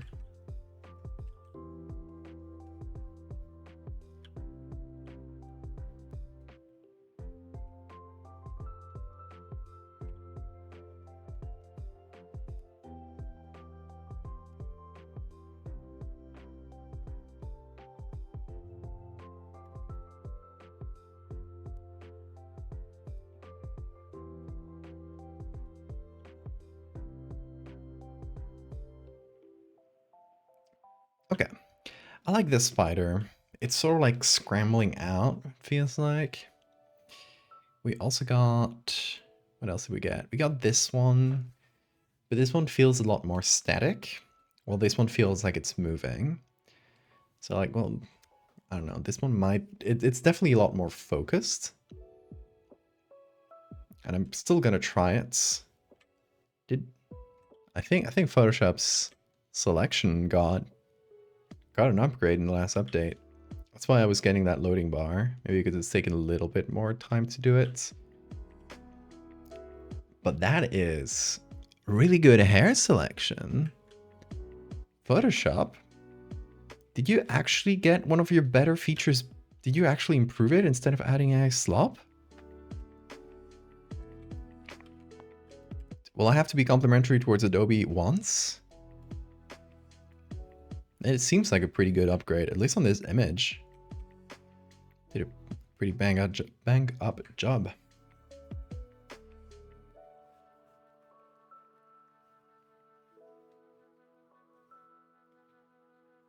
The spider almost looks like it's stuck in there. It's trying to get out. Yeah, it would be a hard thing to push that nest through tight spaces. Maybe it was always calibrated for tarantula hair. Maybe we just discovered its secret. It's already born with a wasp hide abdomen on the back. No, I think they just build it on the back.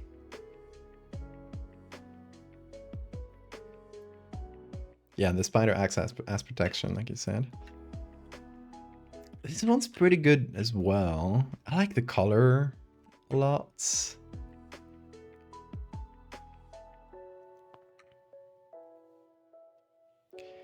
You know, the problem is it feels like these legs are sort of hanging down into nowhere instead of it feeling like it's positioning these legs.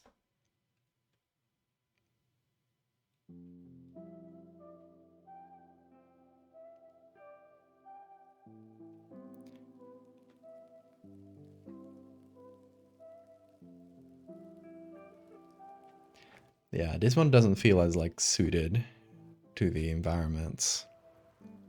Could move the legs, but thinking about like maybe combining the faces though.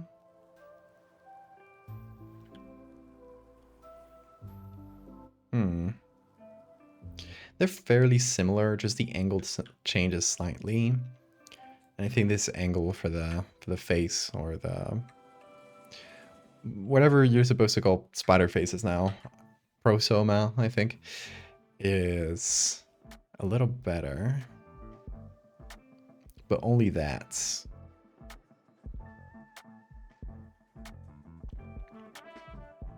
So let me see. Let me see if I can just isolate that bit.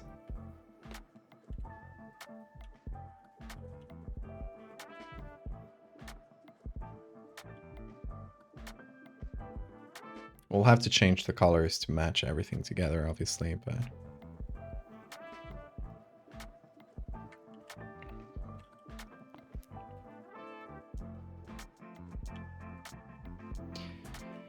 And then we have these little arms, which probably have a name that I forget.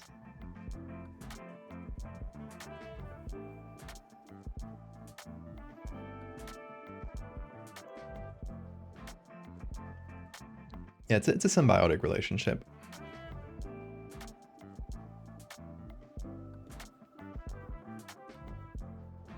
Oh, this one kind of gets in the middle, doesn't it?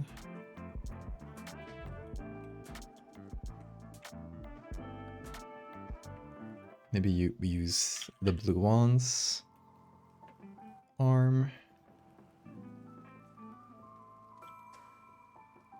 What is that below it? Oh, it's eating something. I think. That's pretty interesting. Yeah, we can use the blue ones. And remove this one.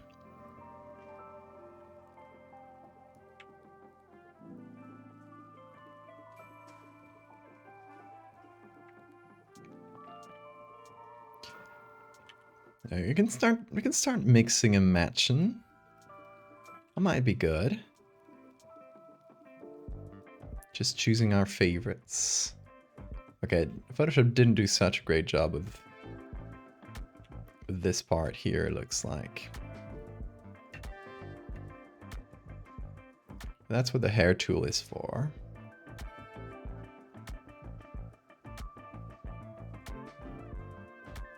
Oh, no.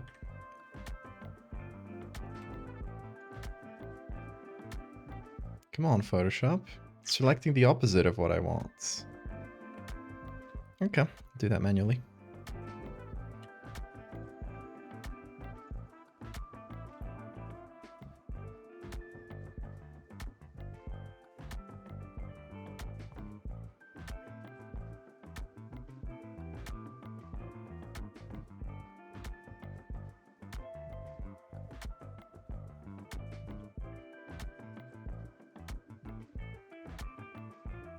And I'm gonna cheat a little bit.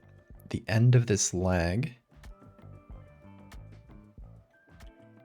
I'm gonna cut off a little bit of the final segments. So it matches the edge of this better.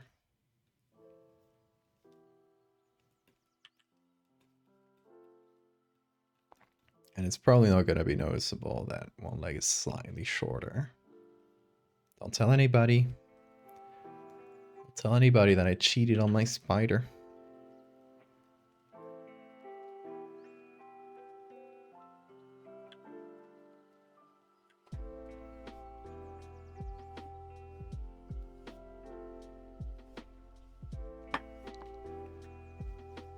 A feeder roach. This one could be a roach. Yeah, it's a little.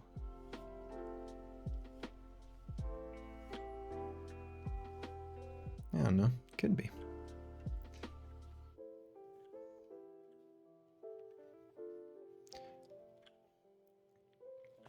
Okay, so that's the idea. Let's mix and match legs till we get our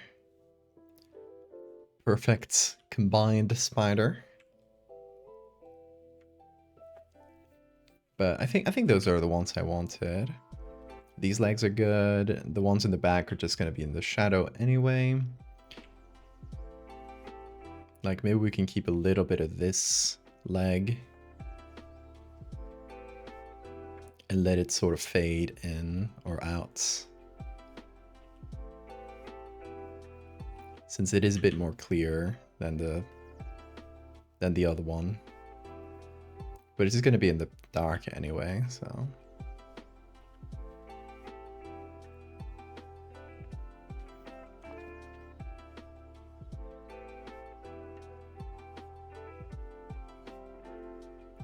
I'm scared. Scaredified? I think you'll be tomorrow. Oh, we're playing horror games tomorrow, yeah. Probably not a lot. We'll see. I'll tend to get really scared by games, but it's always the first time. It's something that happens with horror media, I guess, since I do horror for a living, that I'll see it and I'll go, oh, that's really cool, and I start thinking of like ideas, and it doesn't like. I guess it skips the part of my brain that feels scared.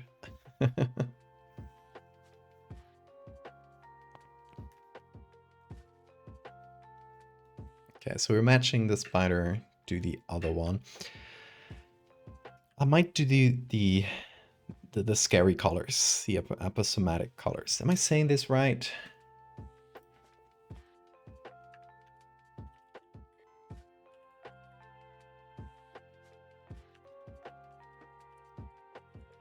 Aposematic with an E. Yeah, okay. I'm saying aposomatic. It's sematic.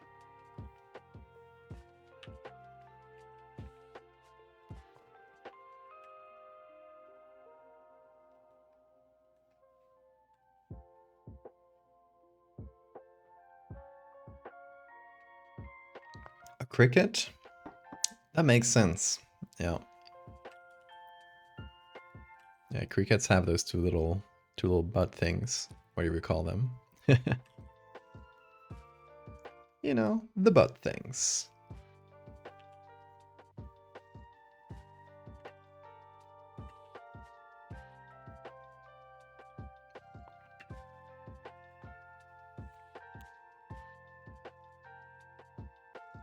You were merely adopted by the dark. I was born in it.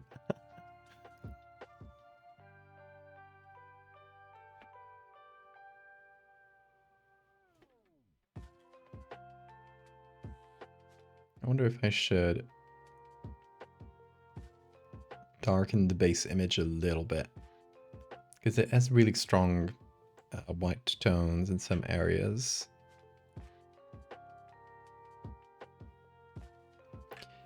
Yeah, okay, I could do that. But brighten up our wasp nest a bit. Just gives it like better contrast with everything. Another thing I might do is add a color layer. Find a sort of gray color from the body of the tarantula and apply it a little bit to the nest.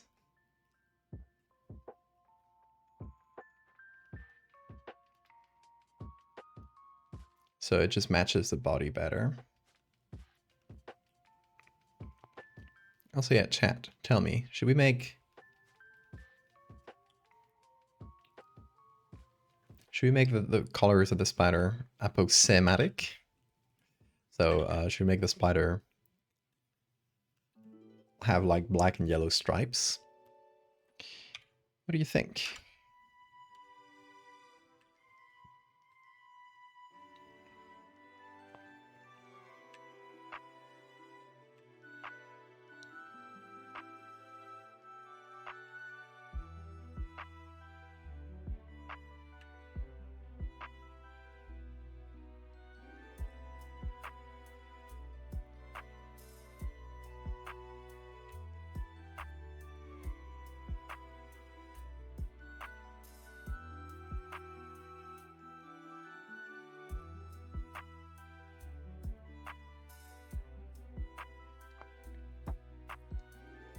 Can you do it?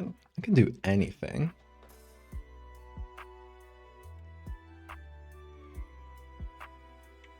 How little trust you put in me.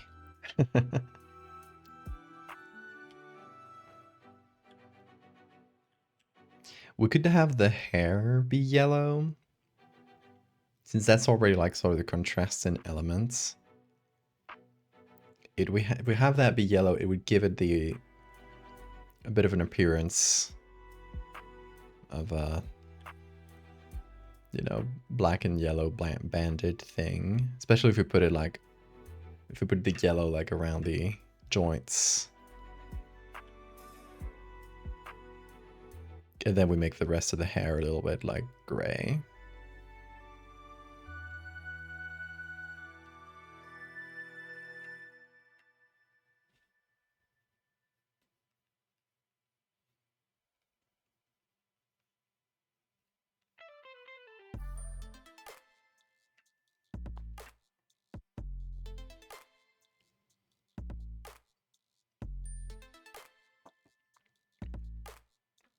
I'll do that because I don't want to, Bill. Because I'm doing SFW. I could do it. That's a different question about whether I want to and whether I will. Or where I can, sorry. Very different questions.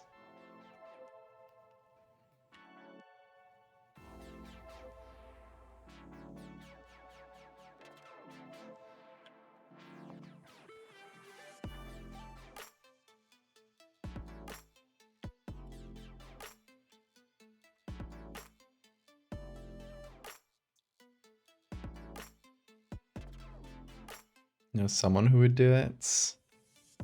You are entirely too young.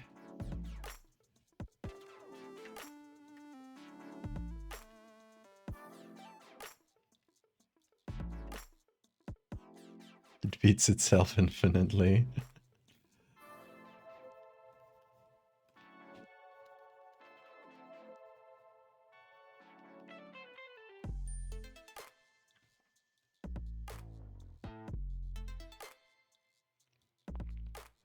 Okay, it gives it a bit of a like wasp-like color palette.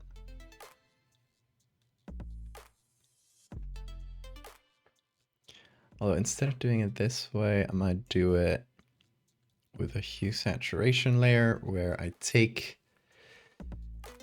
Oh yeah, they changed this UI too. Now there's little color things. Not that it changes anything much, but I'm gonna take like the oranges. And oh, I guess I changed the saturation slider to be of the color you're choosing. That's pretty good. Yeah, we can change this to be more yellow. Oh, that'll affect the cricket too. Careful with that.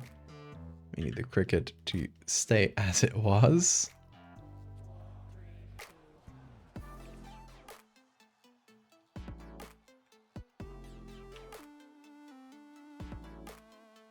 Okay, and this gives things some yellow color.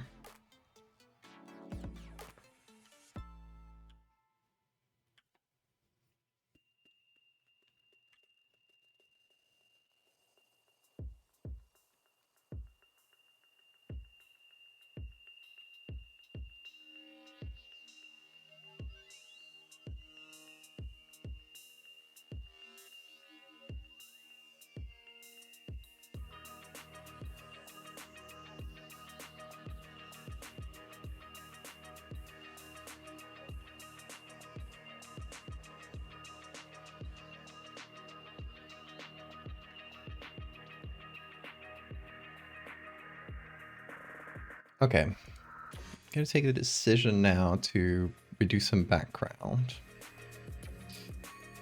This one has a problem that, you know, the background only goes... The background only goes so far, and it's cutting off the legs of the spider, and that's bothering me. So for that very simple reason, we're gonna expand the background by just taking a little chunk of the original background and repeating it down here. Then we will take the original and sort of blend it together.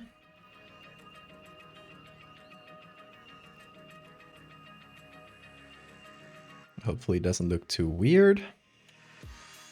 We got this repeat of like a texture here in the background. So we can sort of mix a few textures together to break down that like pattern recognition,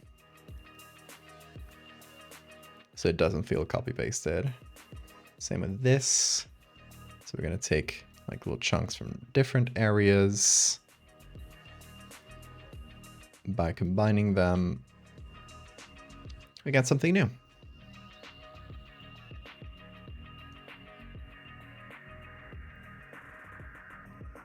The spiders still produce webs? Would have no reason to do it. I feel like it wouldn't be too focused on producing webs. And so yeah, it has a better hunting mechanism, I guess. Oh, hello, Bean.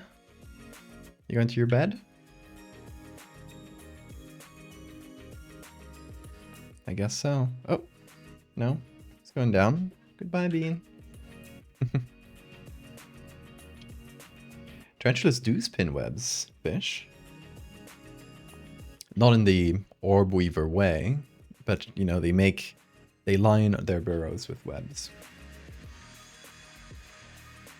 And this one would be like more of a wandering spider than a spider that just builds a burrow and stays there.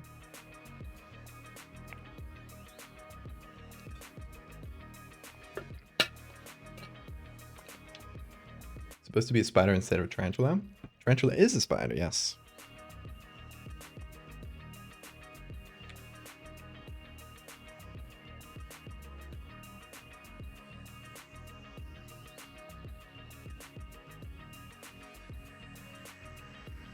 It is within the family, if I recall correctly, Megalomorphae, which sounds really similar to Megalomorpha. Used to be what appeared on the right when you looked up Megalomorpha, actually, which is tarantulas and trapdoor spiders, which are also really cool.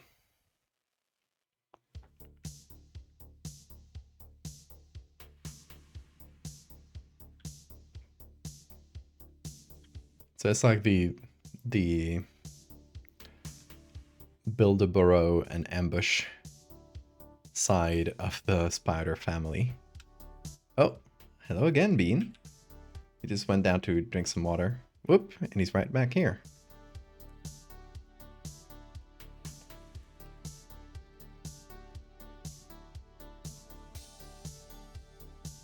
Jumping spiders are great. Gotta be one of my favorite arachnids.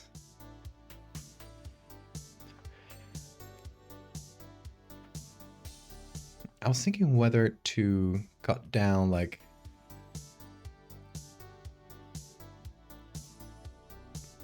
one more row of cells.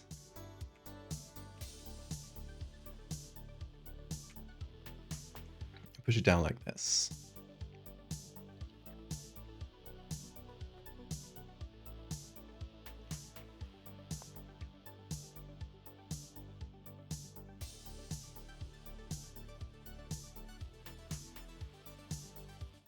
This feels a little tighter. Like it's a bit more integrated. Yeah, I think I'm gonna go for it. But I'm gonna do it well. And now I just sort of did a blurry and bad cuts.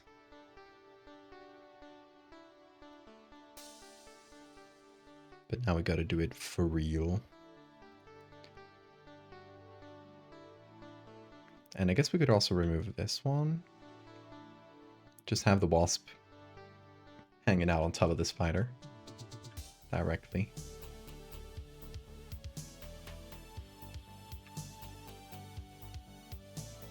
And I guess I could do two things. I could use this extra space to move the nest down, or to move the spider up.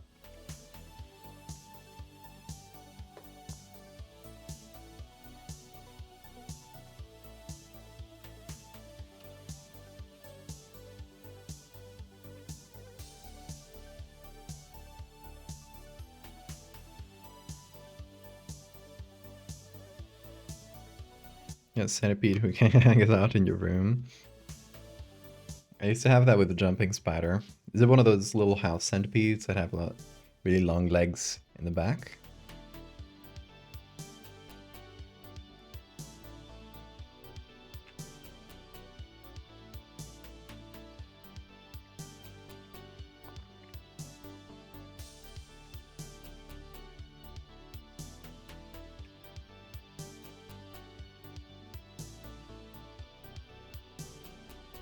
Yeah, we'll push it up a little bit. Not a ton. And, we'll add a bit more black here so we don't have any of the wasps from the back kind of popping up.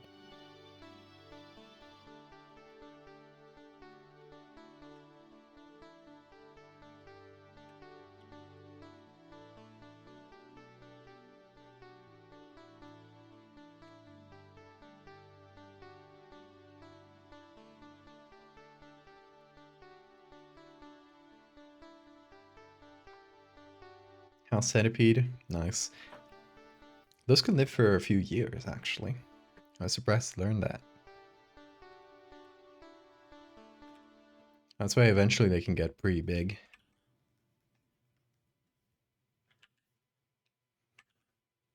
So you feed it well, or, you let it feed. Which, by the way, this is a PSA. If you ever see a house centipede in your house, don't be scared. These guys are actually like really effective killers of other bugs. So they're your ally if you don't like bugs. They look like...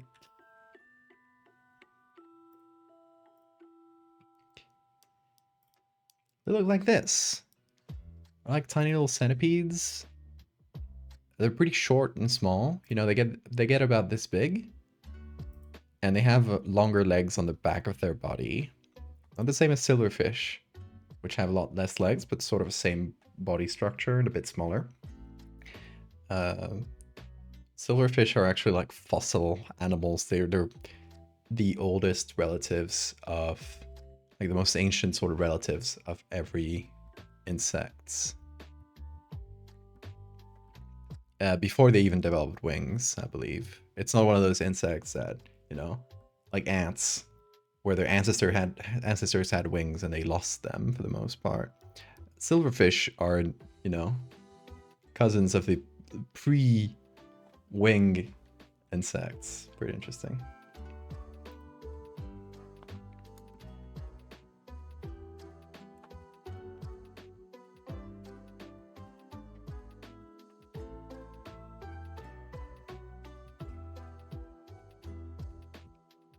I've never seen house centipede here in the Canary Islands, so I don't know how common they're here. I've seen them a few times in Asturias.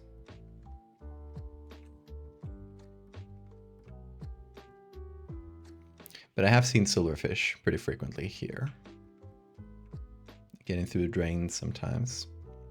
The most common ones here are cockroaches. Unfortunately, because I don't love having cockroaches. As much as I like insects, they still spook me a little bit when you see them like running really fast towards you. But we do get those pretty frequently in this island, especially when you're walking out on the street and it's like right about nighttime. They're scurrying around everywhere.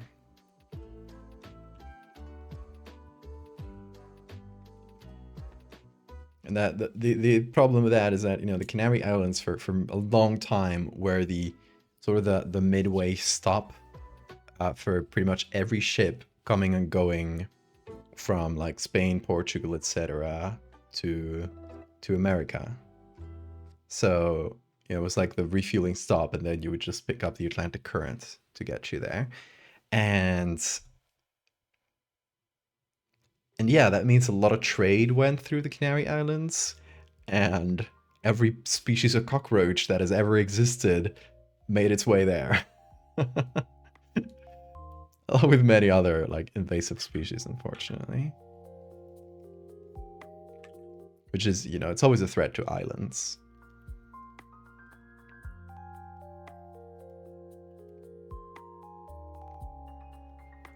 Oh, thanks for the save reminder. Hi, Skeleton.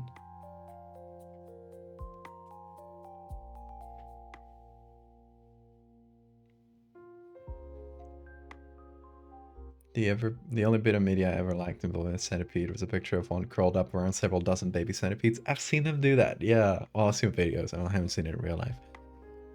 It's really cute.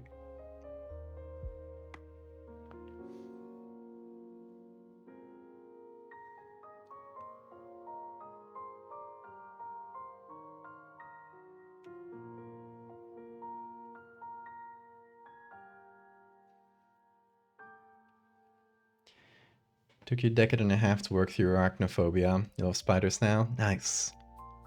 And it's time from square one of the centipedes. House centipedes. I don't know. You can work through it.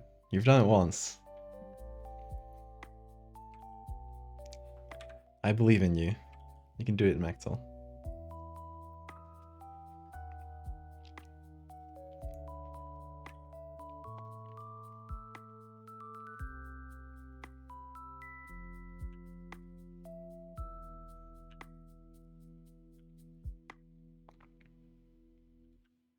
Okay, is this coming together? Slowly but surely.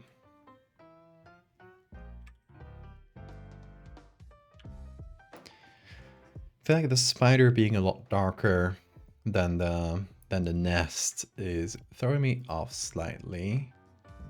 So I think I want to make the nests a bit darker.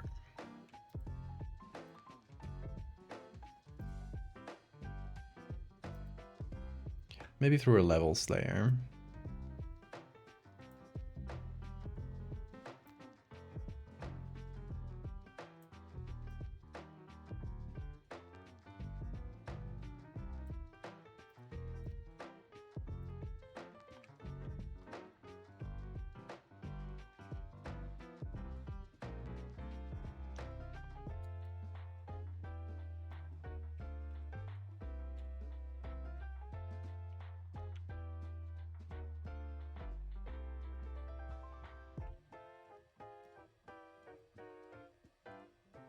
So now I just paint with this levels layer that I just did.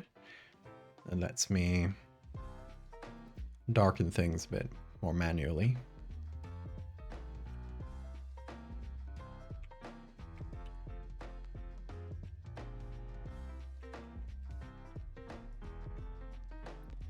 There's the color layer.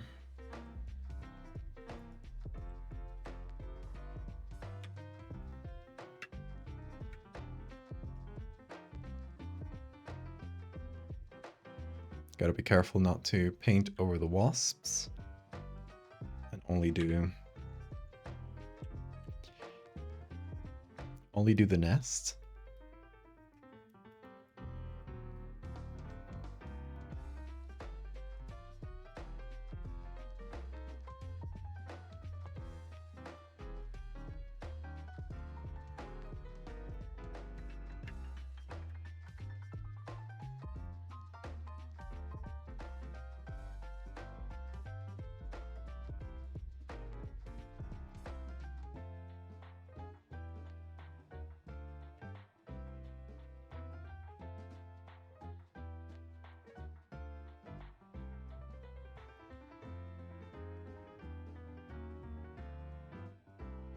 So that helps a little bit.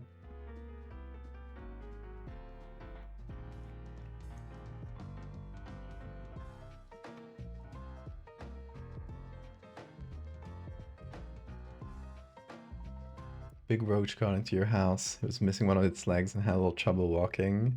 Started calling it Stumpy. It's clearly injured. Oh, Stumpy.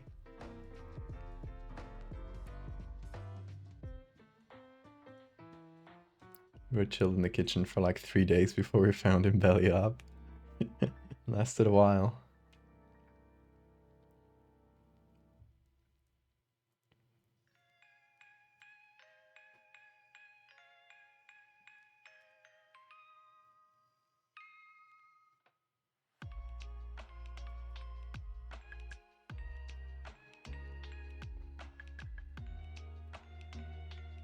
Rest in peace, Stumpy.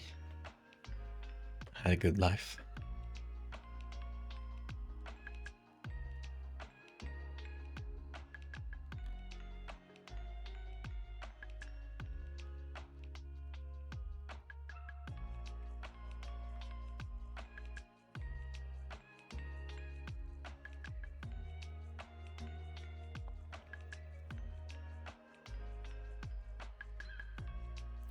Okay, so there's a few things I need to do, I guess. First, we gotta slightly blur the face. Like this whole layer. Because it's too clear next to the wasps and everything.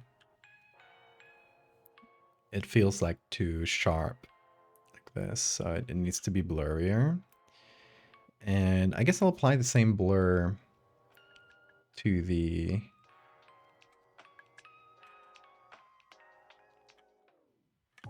it doesn't let me do. Okay, I'll just do it manually. Okay.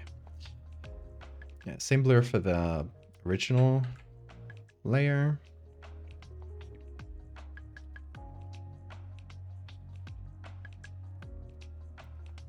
To put everything together. And now it needs some shadows. And I guess the issue is we don't have like a really specific source for the light. It's sort of a very diffuse source of light. So I guess we'll do something more like what in 3D renders is called ambient occlusion, which is just doing shadows out of proximity. It's like this soft shadow that's only close to the... That's only like the closest areas of the background.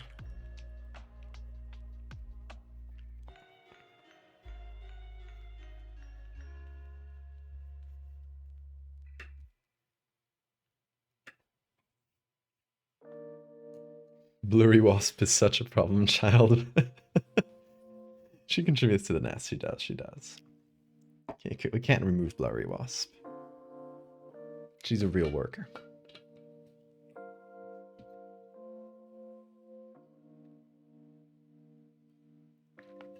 This is one gecko. Oh, I love that you have geckos. There are a lot of geckos in the Western Islands in the Canaries. And when we visited one of them, we were just like staying in a little house, like out in the countryside, and it was entirely filled with geckos. And they would get inside at night. And hold on, adjusting my camera because I'm now realizing that it's like all twisted.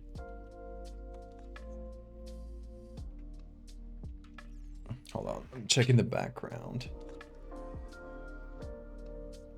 Should be a bit this way. I'll probably have to adjust it later using the dials in the back.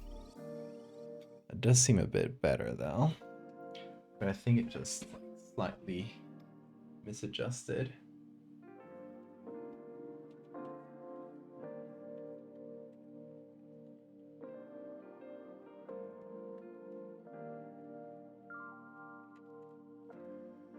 Because I moved it after the draft stream, and now it's all out of whack.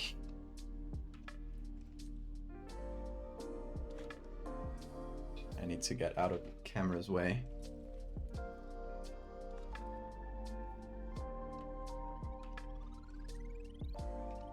It's very annoying when a camera doesn't collaborate.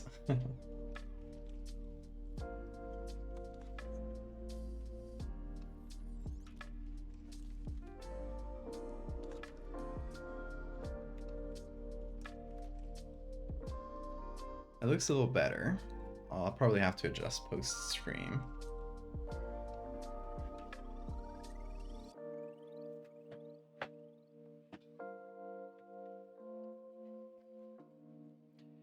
But yeah, we were staying in this little house, and geckos would get inside, and I just kept hearing this noise, and I didn't know back then, like at that moment, that there were geckos inside. But we were just like chilling in like the living room, and we just kept hearing this little noise that was like It's like, what is that? And I kept telling my partner, like, is your phone on with some like video on the background of something? Like there's this like evil laugh. There's like an evil cackle. And I couldn't figure out where it was coming from until I see a gecko like in the middle of the night. A gecko in the wall. And it's just going That's so funny. They just cackled.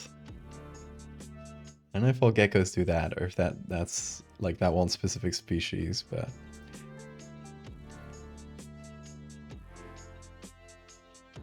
that gecko cackled, I tell you.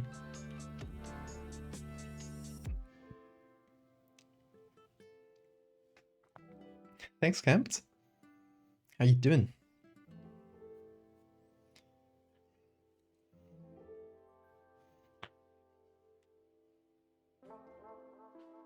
It's Gus and Stumpy would smoke cigarettes on the back porch.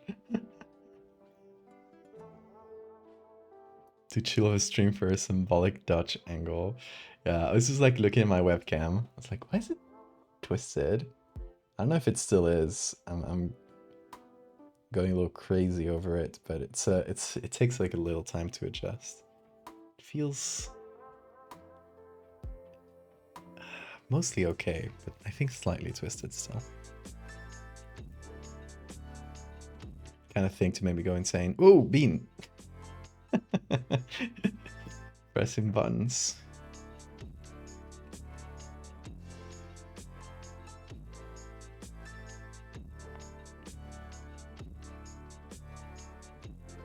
With how much Bean likes to be here lately, I might have to figure out like a new Bean cam setup. Or I have one like down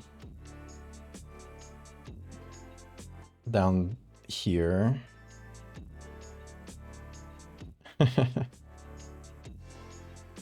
Kitty cam.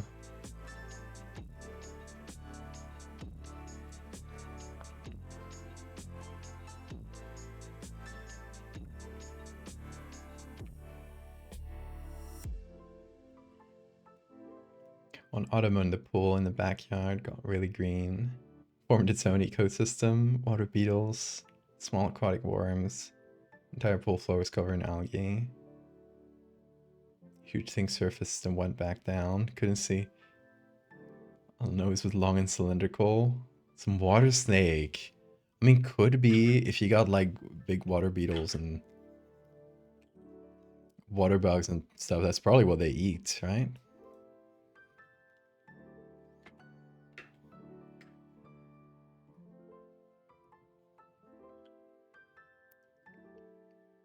Or you form enough of an ecosystem that you got your own lake monster. You should just start charging admission.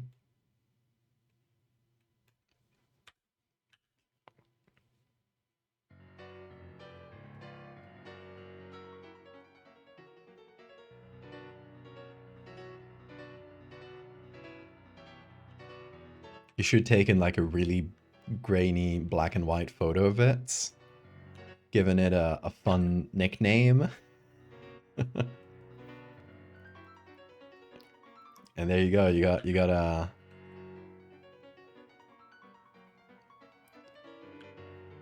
perfect stop on the road for curious tourists.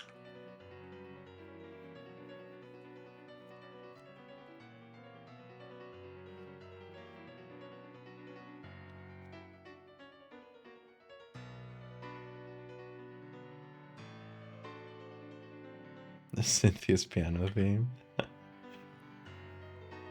It's a really good theme, can I say? Like, Pokemon games usually have, like, a lot of middling themes, like a lot of okay, forgettable music. But every game has, like, one song that goes extremely hard for no reason. And then in that game, it's Cynthia's.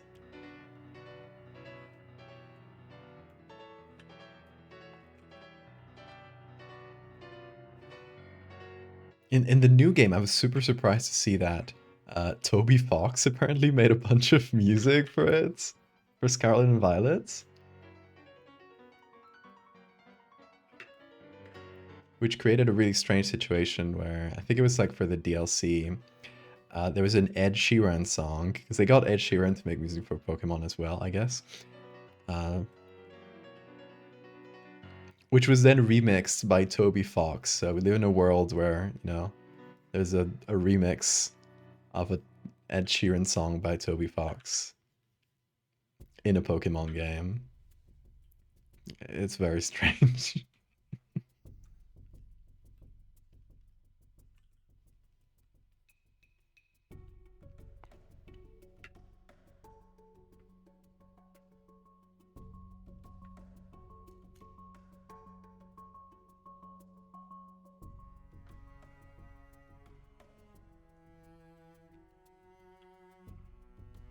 How to grow your own sea monster. You know those videos where people will take like a little, will make like a little like a tiny ecosystem, or like make a little pool in their backyard and turn it into like a tiny little wildlife refuge and take a lot of photos of it. I've seen a few videos like that, right? You do that, but how to create your own cryptid, and you gotta like build an entire like supporting ecosystem for it.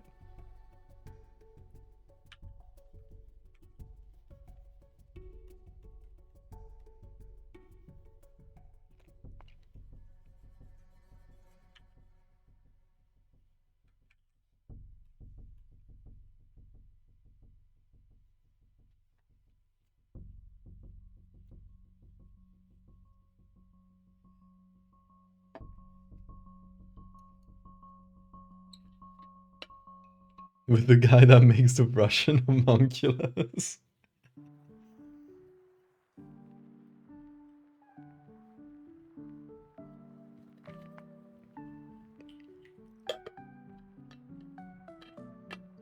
A little jars and just leave it to evolve. I've seen videos like that too. I was thinking like one that did it outdoors, like they made a little pond.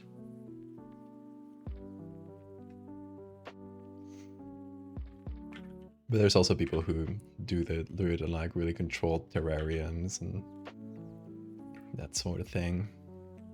It's like a whole genre of YouTube, I've found.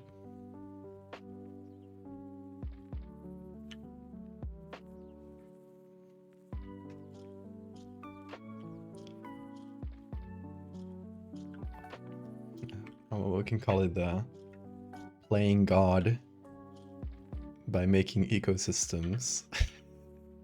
YouTube genre. Not that there's anything wrong in playing God, but...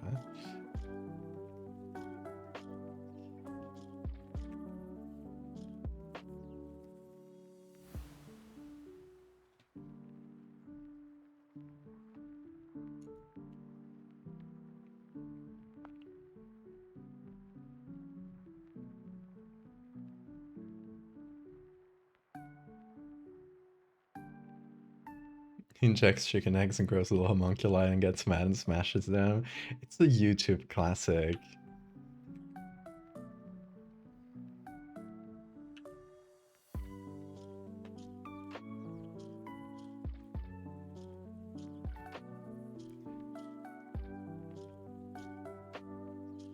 Gotta appreciate the artistry in those videos. He had fully functional puppets, yeah. It's so good.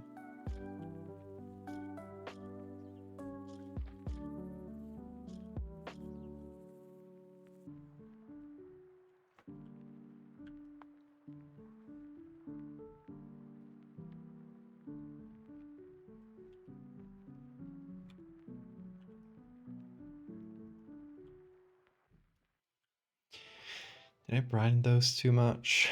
Maybe a bit.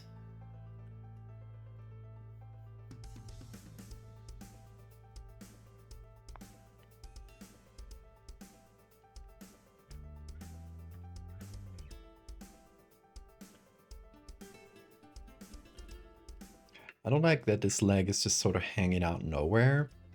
It just doesn't have like a really good place to be.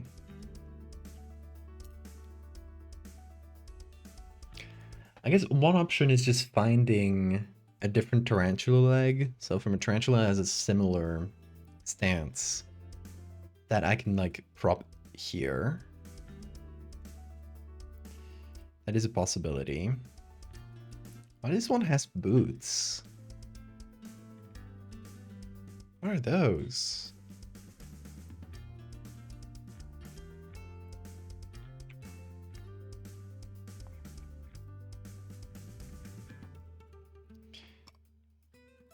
Okay, let's keep looking for tarantulas. Let's see if we can find one where their front leg is sort of propped inwards a little bit. And you know, one that has a similar texture and color palette. I guess this one would be really good to make yellow and black, but you know, we did find a picture, a tarantula with such a good pose though. Is this one? Look at this one with the babies. Oh, oh, Mama carrying the babies on her back. That is so cute. I'm sorry for people who dislike spiders. To me, it is very cute.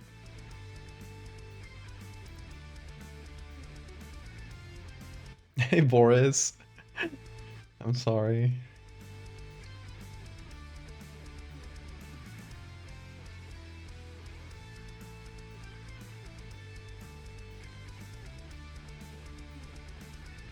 I'm looking for a really specific leg pose in a tarantula.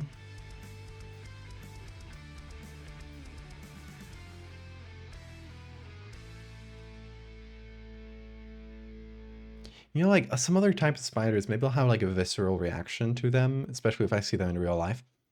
Tarantulas are so big that they kind of like skip the part of my brain that thinks of spiders as scary, like that like lizard brain sort of reaction, and and they just look like puppies to me. They're like big fluffy boys.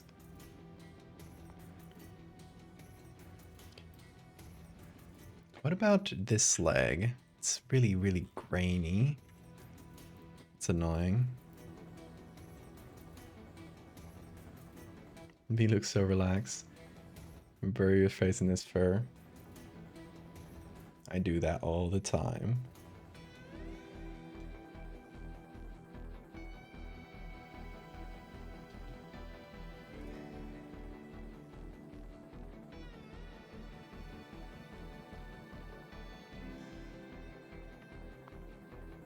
Honey beasts. Instead of a tarantula, it's a mutated giant honeybee.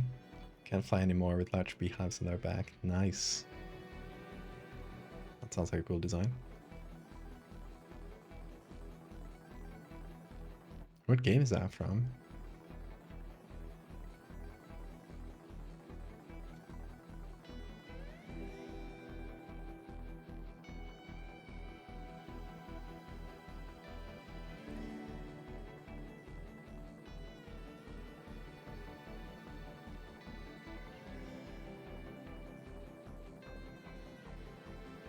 Hard to find the specific leg pose I'm looking for.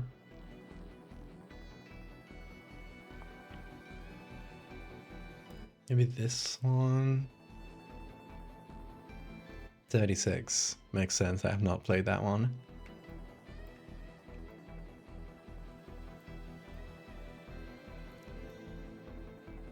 Okay, I know this is not the front one, but it should be similar enough.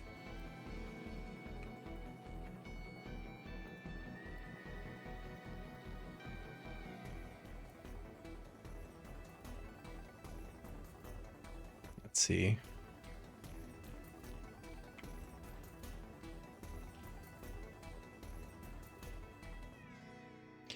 Oh, Photoshop did a great job before, and now it doesn't. Maybe it's only with select subjects? Let's see. That is the one that's giving me the load thing. And it is a much better selection. Okay, interesting.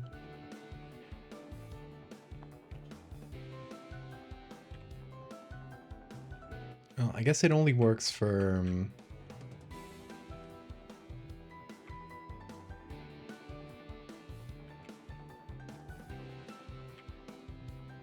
for the general, like, select subject thing, which is a bit annoying.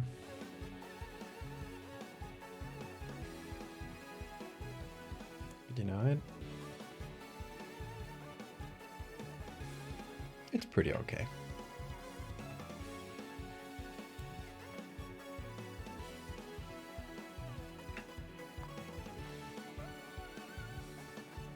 If you let your pool grow its own ecosystem and swim in it, probably some kind of parasite.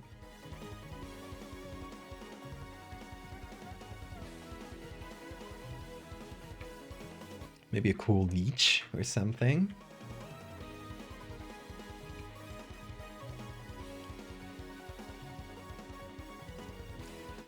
Right, this one's a little better. But okay, first of all, I guess I should limit the size a bit more. Maybe thicken it, because it's not the exact thickness as the other species. It's a little chunk here that I need to remove. That gives me an approximate size that more or less matches, and then I can push it up so that it's, you know, popping up from here. That said, it still doesn't go to the area I want. That's a bit annoying. Okay, so maybe I take things into my own hands and find a way to warp this poor thing's legs.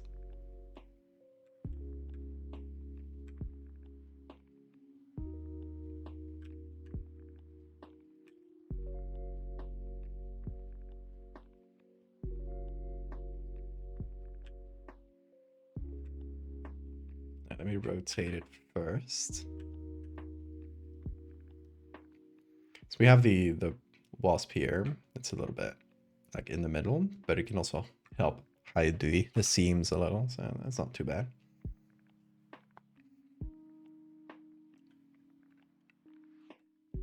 There's a house centipede in your world right now. Say hi to them for us.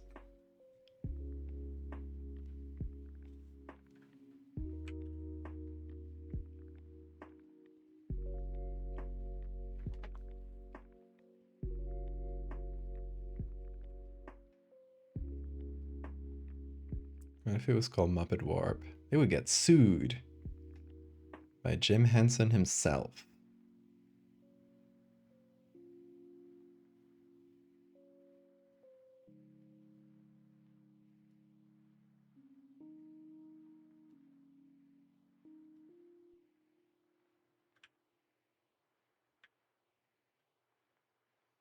Okay, we can cheat it a little bit.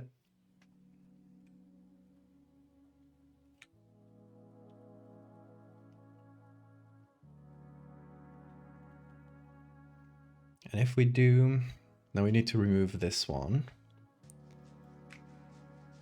which is from the original layer. It might introduce its own host of problems, but we'll see. I wanna test it out for now. Is this little no, that's not a Calicera. Whatever this little first leg is. Might be a little weird if we remove this, but probably something we can fix.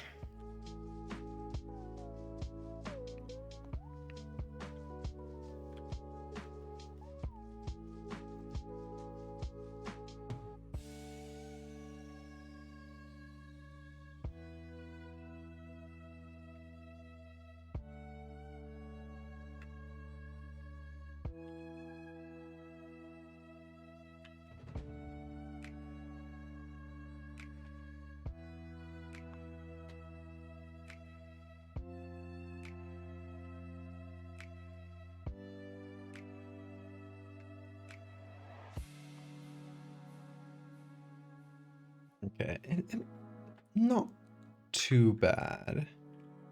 We lose a little bit of this leg, but we got something that's hopefully a little slightly better pose.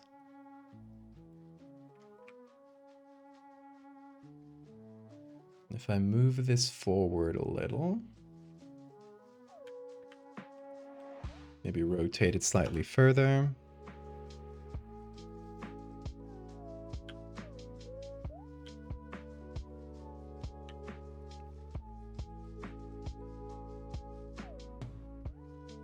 It's gonna need a little bit of blur to match everything else and the blurry wasp.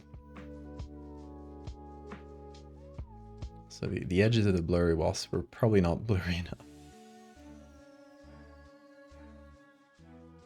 So I'm gonna fix that real quick.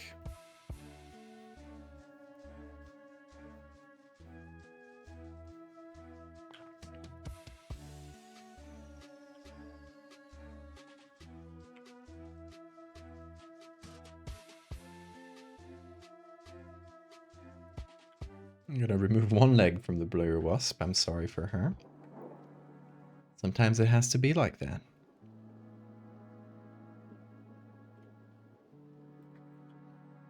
And maybe even remove a little bit more. So this leg is like clipping a little bit.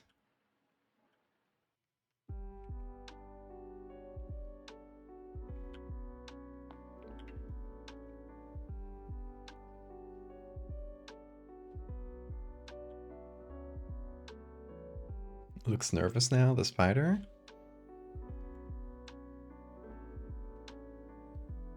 It's getting an attack position. Ready to pounce.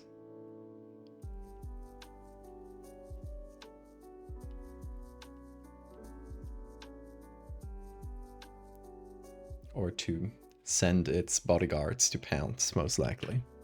Oh, Bean! Did I startle you by pressing a key on the keyboard? Silly boy. It's you who's lying on the keyboard. What were you expecting?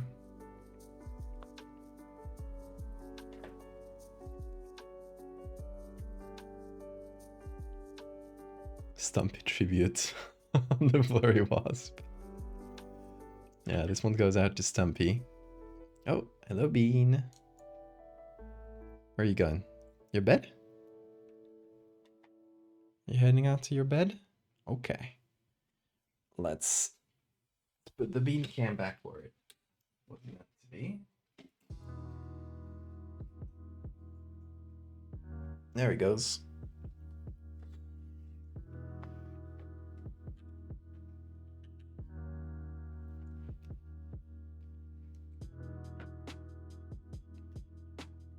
The bee song goes for sleep, yeah.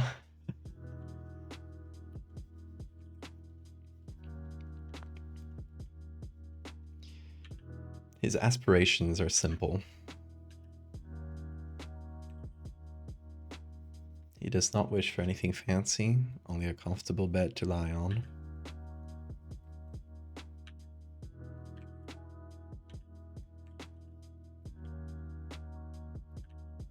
And honestly, same. We should all be a little like Bean.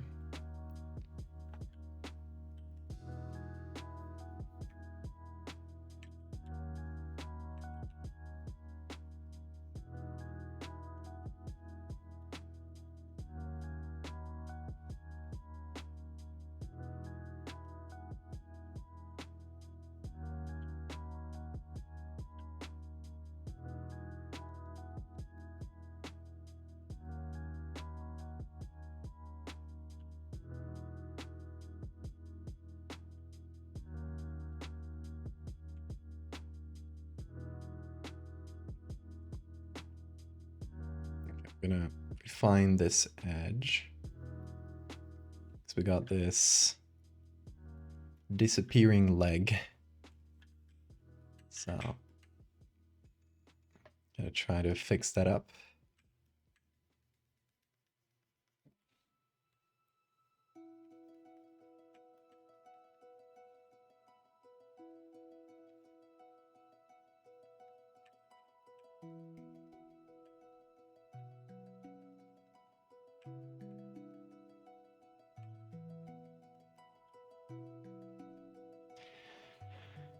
That's a little better.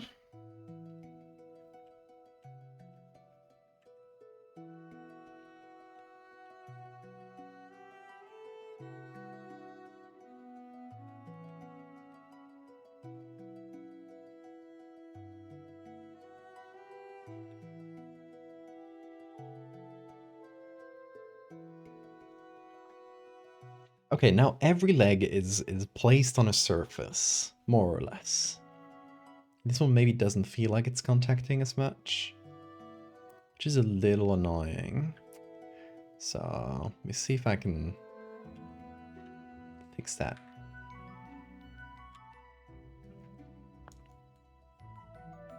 Your Sammy's posting via your stream in general. Let me see. Oh, Look.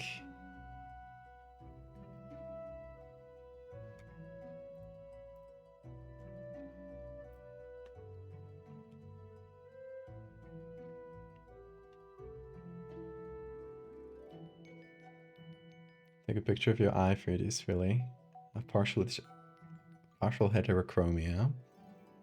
Oh, if you got any good pictures. It's hard. It's really hard, I'll tell you, to take a good close-up picture of an iris.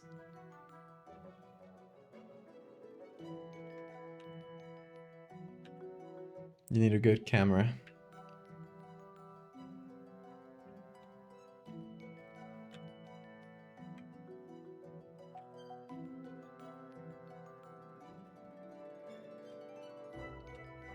So do not feel pressured to deliver.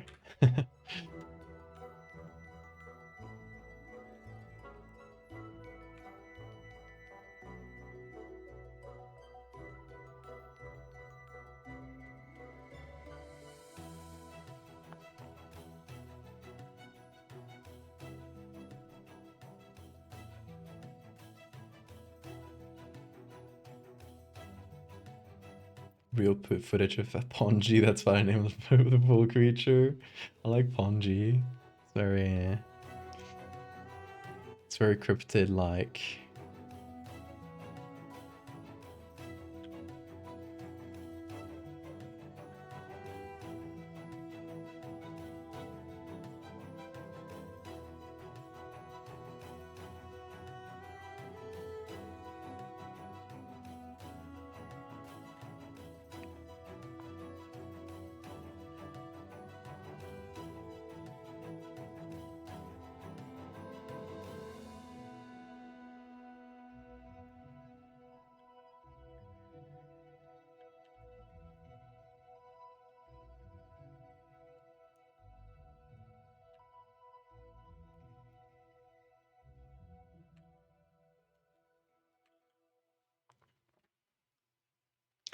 You know what I might do here? I don't like this background at all. It's like gravelly background. It just doesn't read at all, and there's not a lot like interesting going on. So I might change it for a different like blurry background. Let's see. Will it select the correct thing? No. I guess it wanted to select the wasps, and it seemed to do so decently well, but no. It's annoying that it only uses the good select subject if you're just hitting the select subject button. While if you use a tool that is supposed to be the same thing, it uses like a much worse version of it. I don't know why Photoshop decided to do that, because it just makes it really much harder to select anything at the end of the day. It's only spider hair, I guess, yeah. We did find the one thing it was good at. Okay, so let's put this as a layer mask for a group. And I think some grass or something like this in someone's yard.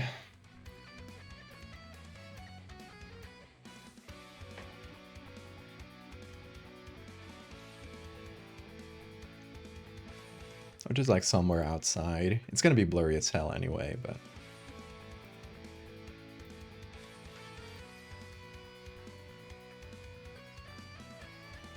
Okay, it needs to be much closer. Like that, maybe. And then we do lens blur.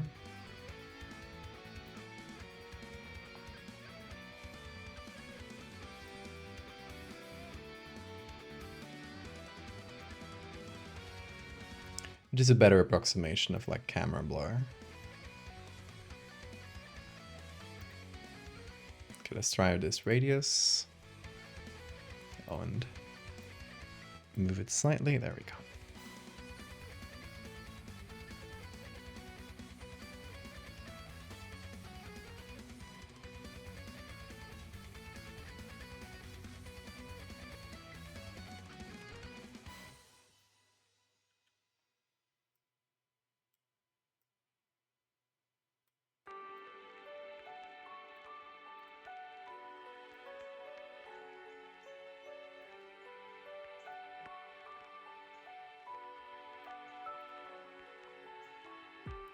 That's a better background.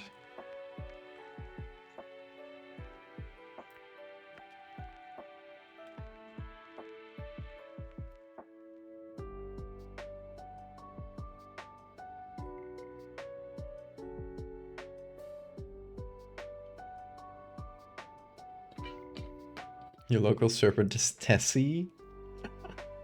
Named it Tessie? That feels too derivative of Nessie. Should have named it, I don't know, Tahi or something for Tahoe. I don't know how to pronounce that. Tahoe? Tahi.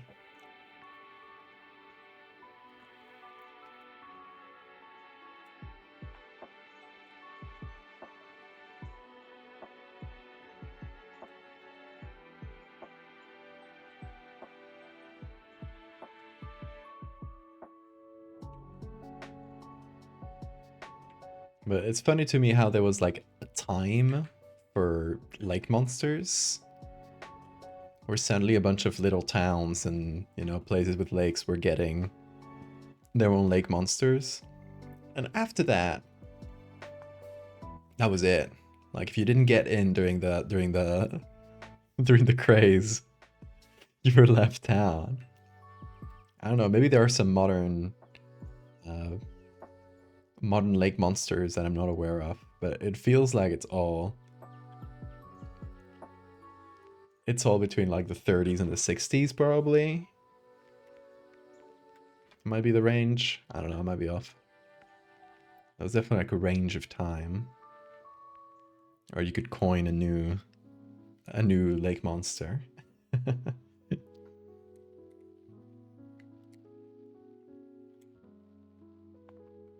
And that's a pretty American phenomenon too. I know the original one is in Scotland, but I don't think we got any lake monsters in Spain, for example.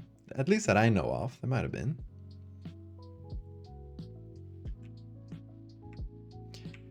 There were some Cuélebre sightings in, I think, like the 60s, 70s in some village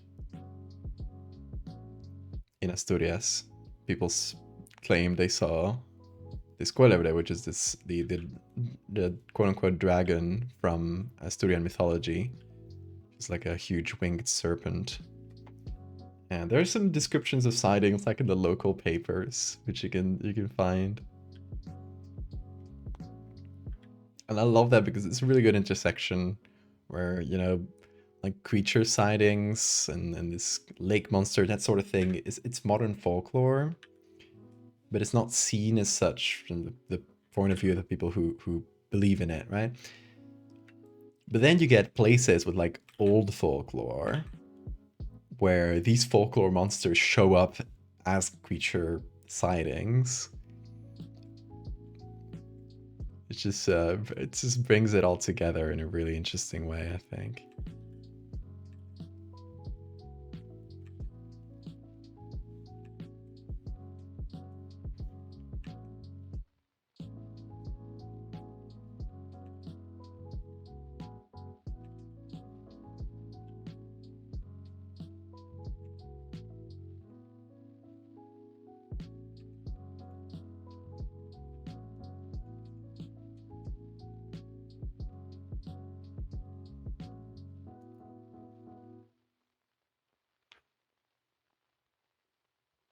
More modern aquatic cryptids are oceanic.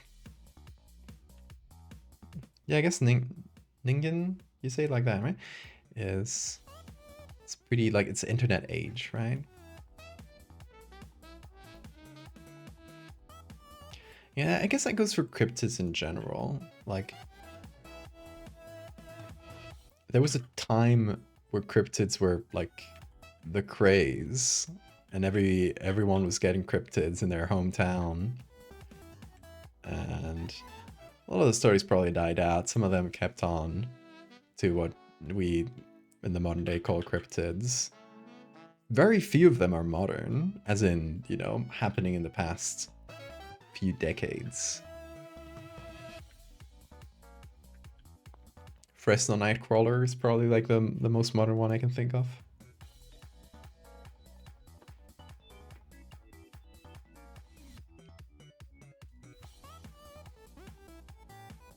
Drowning woman of the lakes. Women of the lakes. Just below the surface, beckoning people. Apparently crocodiles are mimicking that along the Nile. I love that. So that's a really good mimicking thing for an edit. They're all on their back and stick their hands up, making people think it's drowning. Do they really do this? Indonesian crocodiles. Oh. That's really good. Like, imagine a species of crocodile that adapted to like the shape of their back looks like a person screaming or something. Does Handman count as a cryptid? No. Cryptids have to be like animals. People have, you know, cryptid is the word for like a cryptic animal in cryptozoology, which is, you know, the people in who believe in like these mysterious animals, right?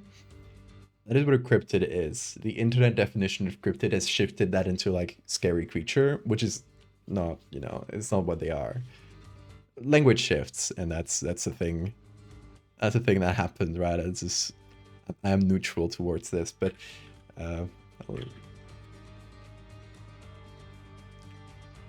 yes, in the strict sense of cryptid, no, Catman or anything similar, Slenderman, that sort of thing, it cannot be a cryptid. Because it's not like an animal that people are debating as if it's true. Or finding like, trying to find like proof that it is true, that is a real creature. Crocodile with ape hands. I was thinking more like the shape of the crocodile. Like, if you see it skimming in the water.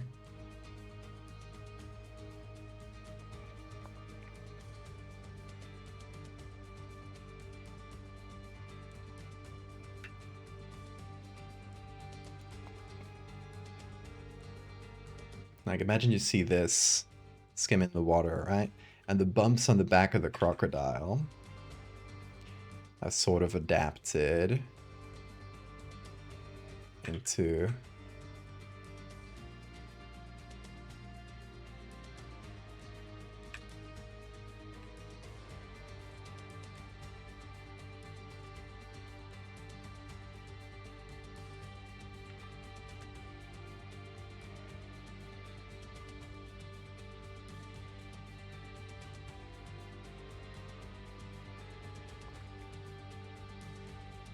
like a screaming face.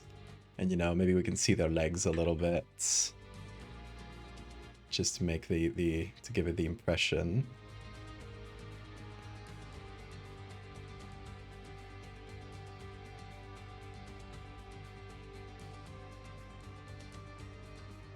But it's something like that. I don't know if that's too visible. The sketch is very visible. Hold on. There we go. That's what I was thinking. The alligator. Hey, Laz. You always know how to introduce yourself. Okay, let me note this one down in my ideas folder. Thank you for inspiring it, Hero.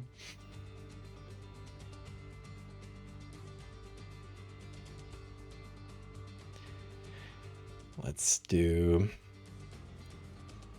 croc or alligator with the shape of a drowning person on their back.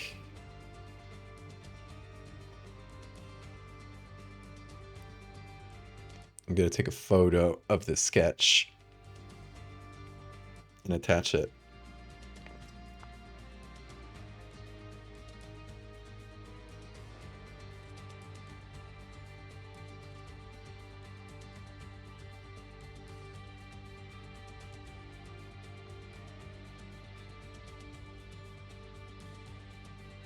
There it is. Idea noted.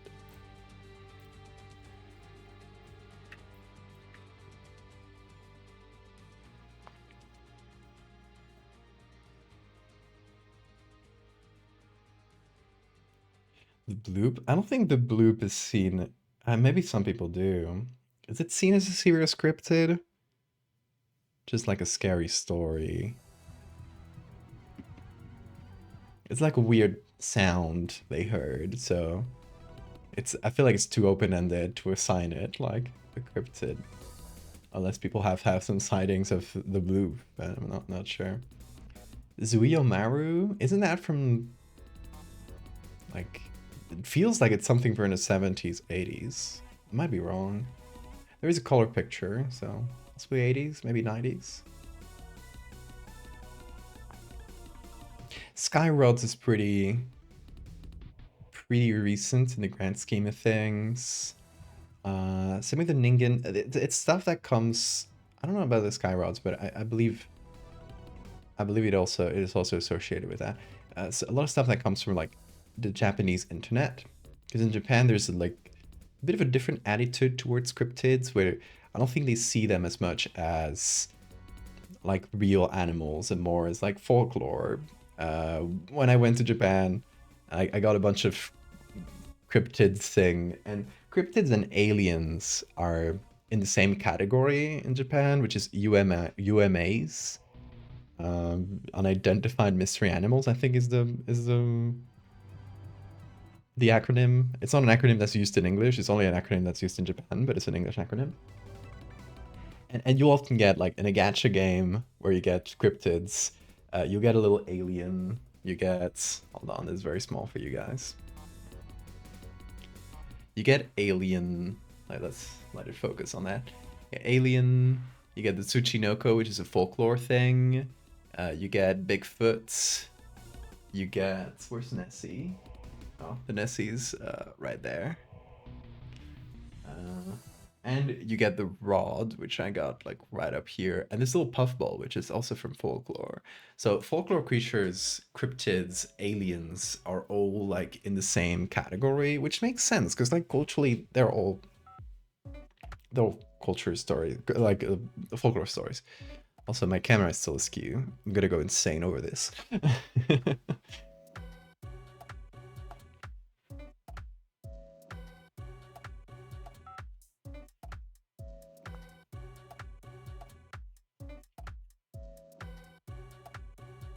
Zuyomaru is 1977. See, it's later than a lot of cryptids, and like big boom of cryptids, but it is still within range, I would say.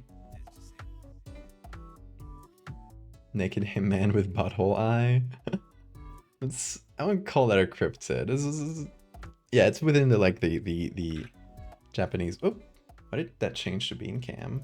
I was on pressing buttons on OBS. Oops. That's what Bean will do sometimes, except this time I did it to myself.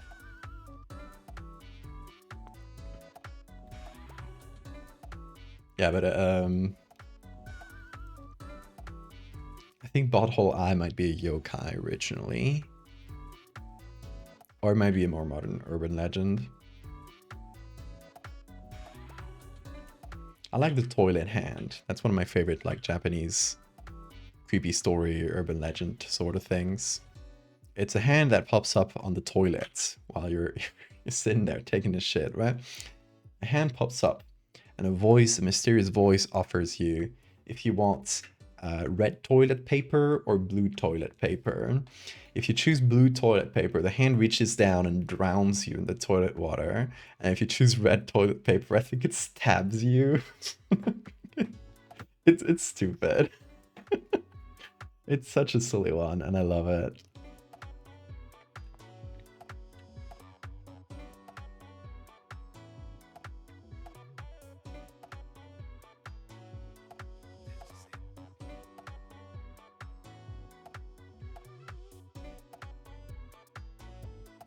We gotta love a creature that is just like a little bit absurd.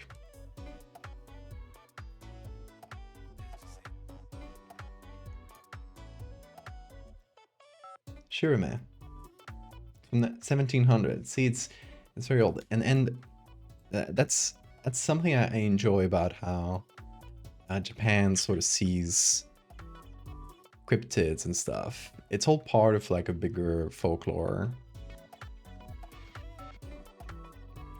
category. I really enjoy that by going to Japan. You'll see me wearing some shirts sometimes that are from a little... Actually, hold on. I got the poster right here. So when we went to Japan, we are in the... one of the first days we're in Tokyo, right? And we're in the subway station. And I see this. And I stop everybody. I'm like, we are all horror artists in Japan. And I'm like, hold up. We take our translator app and it says Super Mystery Park Hanayashiki.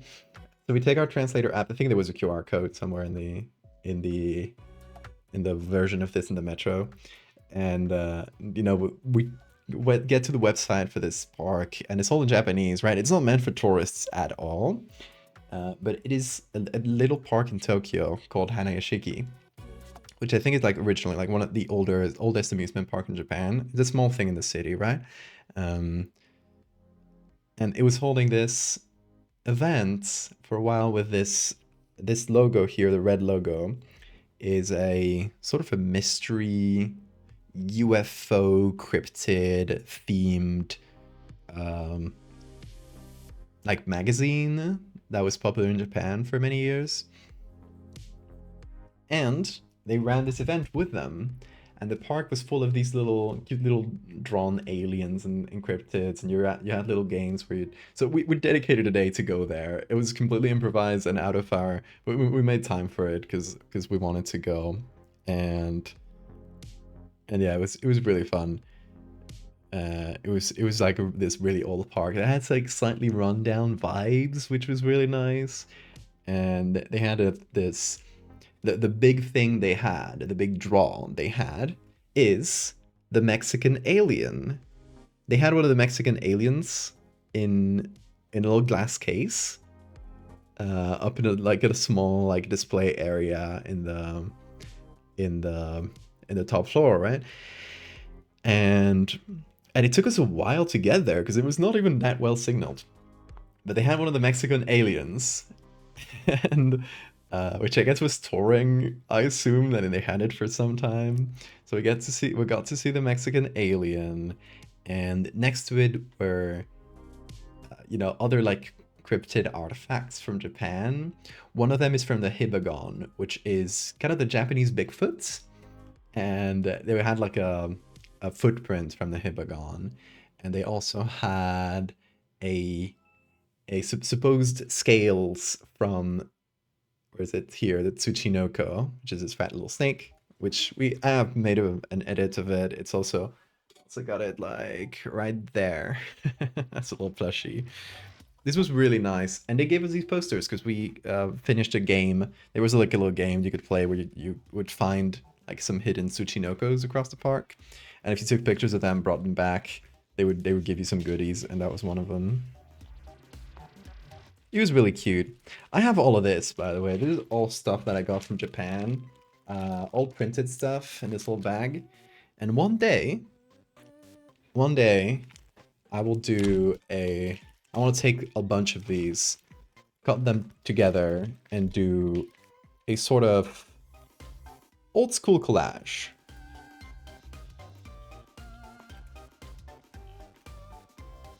What else did I get? Oh yeah. More things from the park. Look at that, they had a Mexican alien. This was a more illustration thing. They had little aliens, little Mothman in the back. There's a Bigfoot there. Chupacabras, of course. Oh, Flatwoods Monster. It was delightful. And I got a t-shirt from the event, which you'll probably see me wear on stream from time to time. I have a bunch of things from that park that I want to cut together. Like, this is a promotional thing for that. Wait, my backwards. A promotional thing for that. There's a guy. That's like the guy from the magazine. And there's some. I think it's some kind of promo for the magazine. I got a copy of the magazine too. Later on, in like a secondhand store.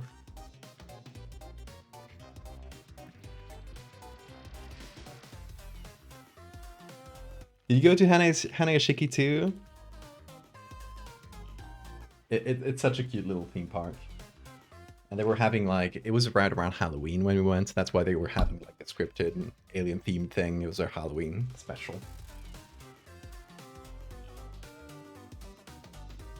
Oh, here it is, actually. I got it right on hand. This is the copy of the magazine I got. It's a pretty hefty one. I think it's like, it's not a monthly one. It's they only do it every few months. And I like it. They have illustrations on the cover. Every cover is like specially commissioned illustration. So they're out there supporting the arts, and the inside, as with any Japanese magazine, is like every single corner is full. It's sort of like a Japanese aesthetic for design. Oh, I love this page with the flying guys. Well, this one's clearly CG. I love this one. It looks like a flying magician. I've seen it online, and it was so funny to see. Moo Mystery Headlines. Moo is the name of the magazine. I don't know. It's insane. I love that.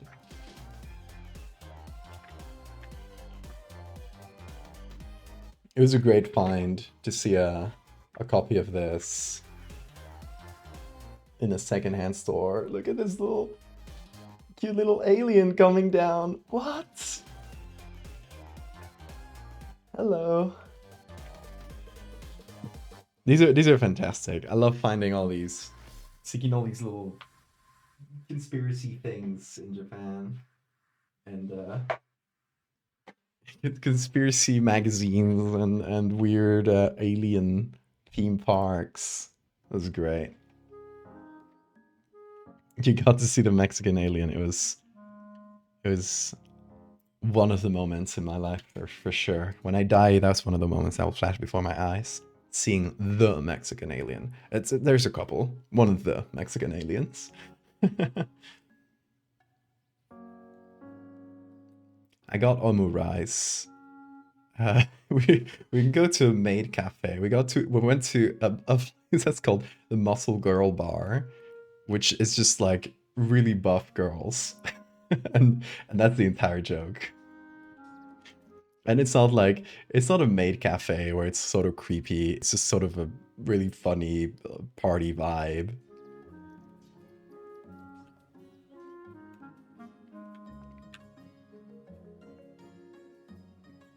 And I got a shirt. I don't have it here. I use it for like sometimes to work out and stuff. That just says like muscle girl in giant letters in Japanese. So like people will just see it as Japanese letters, but if anybody knows Japanese and they see me work out in a shirt that just says muscle girl, no, I hope they have a laugh about it.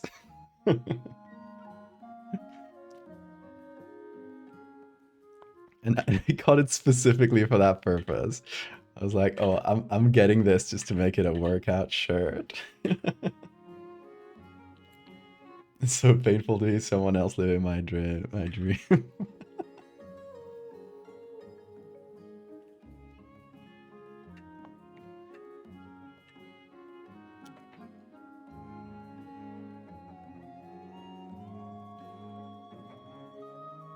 remember some nature parks getting upset tourists kept stacking rocks like a cairn, and all I can think is now is that upsetting a cryptid that does it naturally as a warning sign.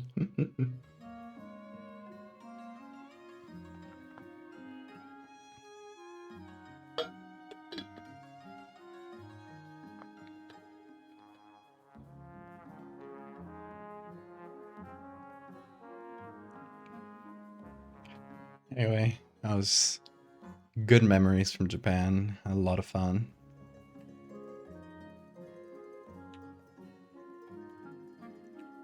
You know, these things like the cryptid park were just like complete luck, honestly.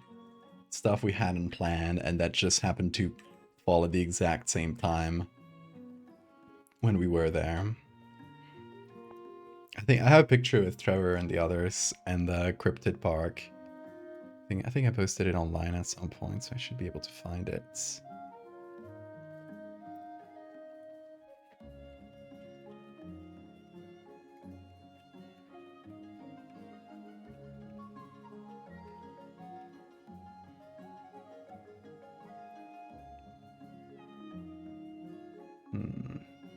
Can I find this?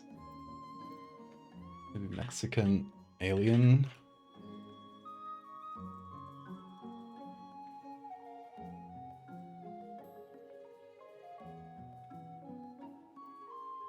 Oh, I don't know what I wrote there.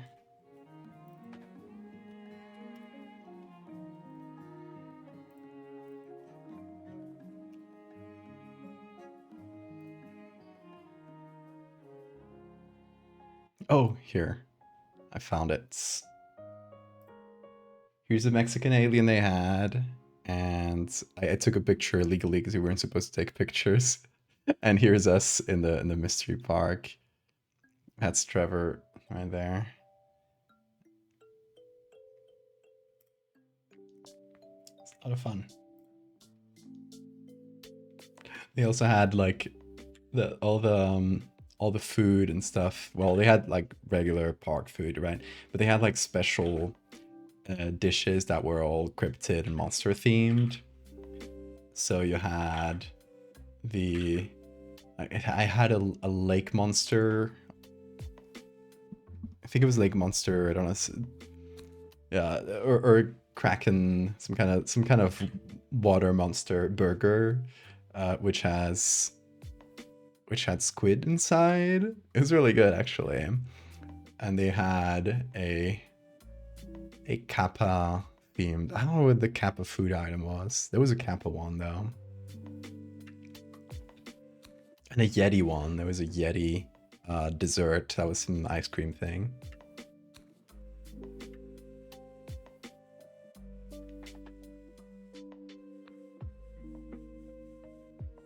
We went to the gay muscle guy bar. Initially we found one with muscle guys, but only women were allowed to go. I had to find a gay one. That's great.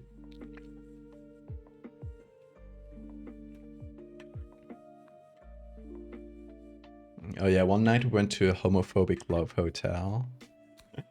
So one of the nights we didn't have like a hotel booked because that night we wanted to go to like silly like a love hotel or a capsule hotel or something just for the experience. And the idea was to do like a competition where we'd like split up and try to find like the worst possible or the ugliest possible themed hotel. And we ended up at a mansion, like European mansion themed love hotel, where the entrance was like a big bookcase and it was an automatic door, so as you got close, like the bookcase splits and you could enter. But the one we went before that, it was so ugly inside, it was incredible. The one we went before that, it didn't let you pair up, like you had to select as you picked up the rooms. Instead of just saying two people, you had to say like we are like one guy and two girls, like two guys and one girl. Like there was like different pairings you could choose, which is really creepy. And if you chose two guys, it just didn't let you. And you're like booking all the hotel from a machine and stuff. So we're just like, we lied to it. And as we get into the elevator, we get like an intercom call and they say like, no, you can't do this. That's against the rules.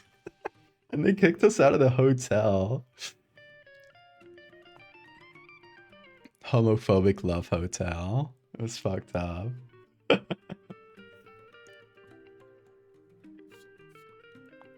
But we found a better one later, so.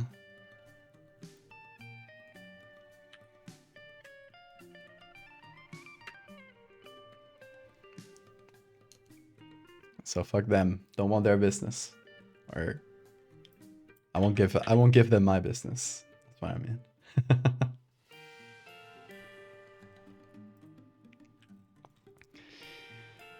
Okay, I think some of the shadows are still a little wonky, but we gotta try the filters and stuff.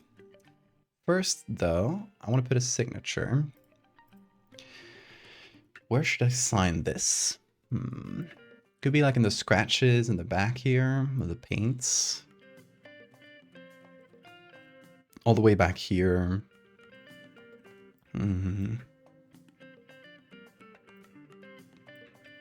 Down here too with the scratches. That might be a good one.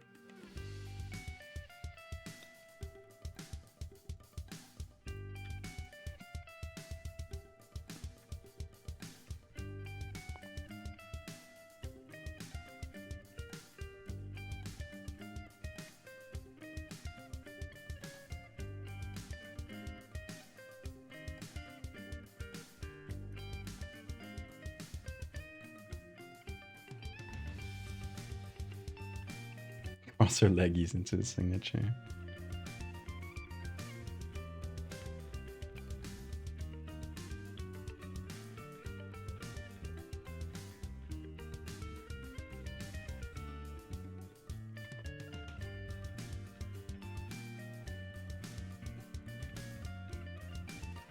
So we're putting that in. First of all, I'm going to stretch that a little. Put that in darken mode. That works. Gonna remove this little line. And finally,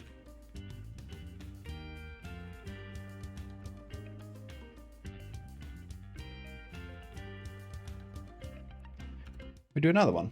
Perfect.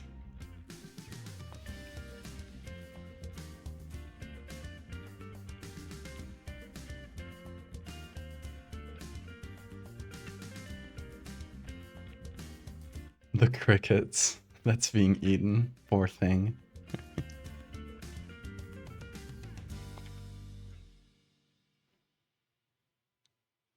Okay, let's see. How much should I blur this? We gotta blur it until at least... until we start losing detail on the nest and the wasps on it.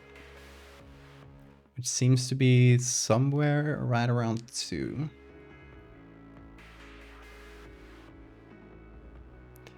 Then I can bring in a little bit of resharpening, especially for a friend here, the blurry wasp.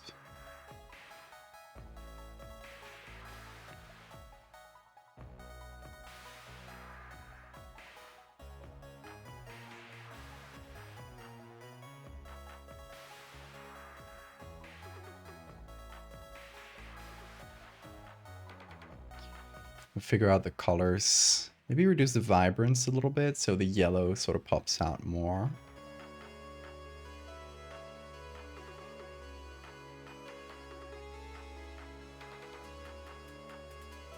Although I can change that in the color mixer too. It might look a bit better. We'll see.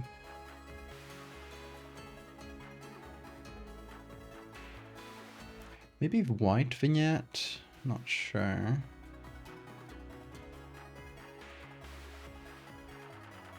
Maybe a little bit of white vignette.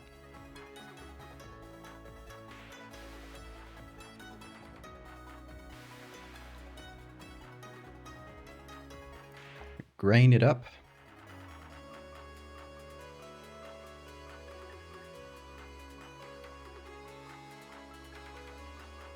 Hey Bogart. All the Bobs in the chat today.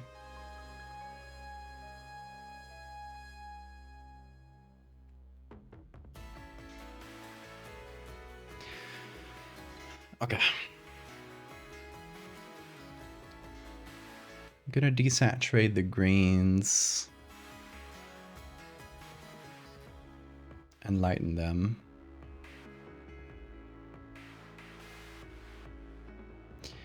And we're gonna saturate the yellows.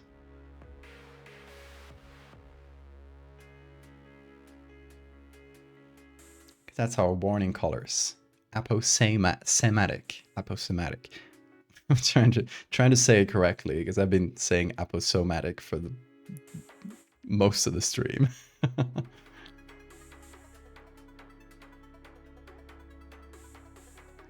Let's make the oranges slightly more red.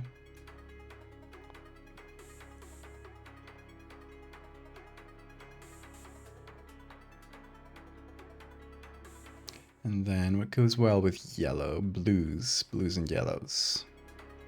Classic color combo.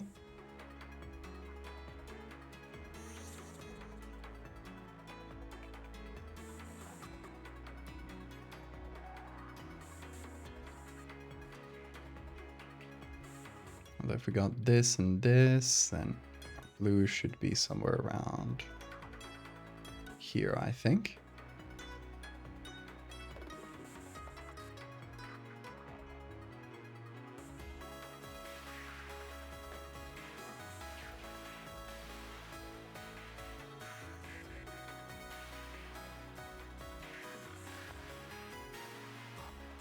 The bugs are doing very well together. They're hanging out. They're having fun.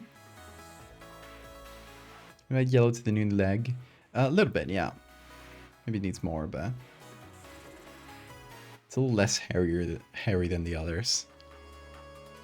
Because we pulled it from a different spider. She just shaves that one leg. You know how it is. I've got time to shave 8 legs.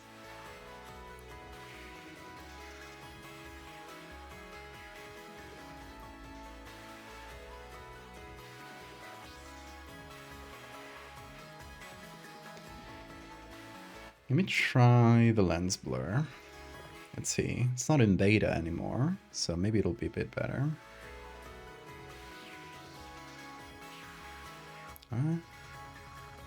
Render your photo properly. What is that?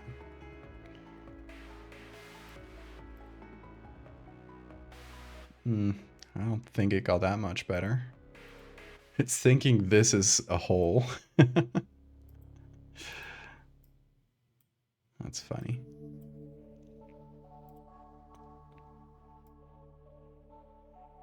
I was gonna try to blur the foreground with that. Heat vision. Yeah, this lens blur thing, what it does very basically is like a depth visualization thing where it will try to guess like the depth of the image, and it doesn't do great in this case because it thinks this is behind this. If you look at the, you know, this like heat vision sort of thing. So it didn't do great.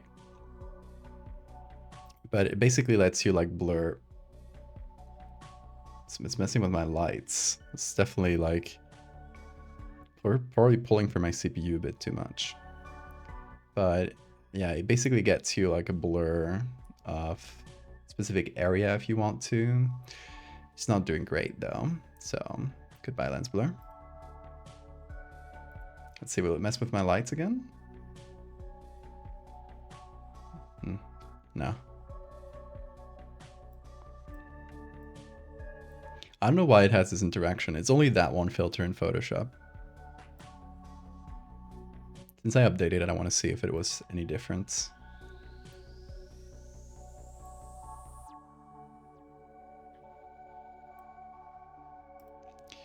Okay, here's the before and the after.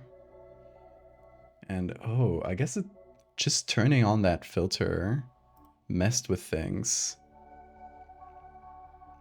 Way more than it should. Don't break Photoshop, please. Thank you. Doing funny things.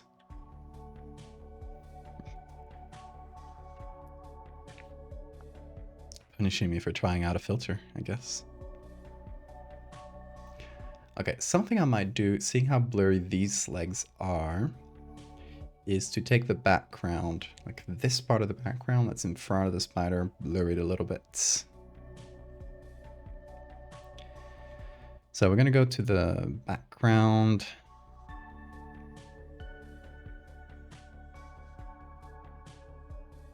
I'm gonna make a copy of it.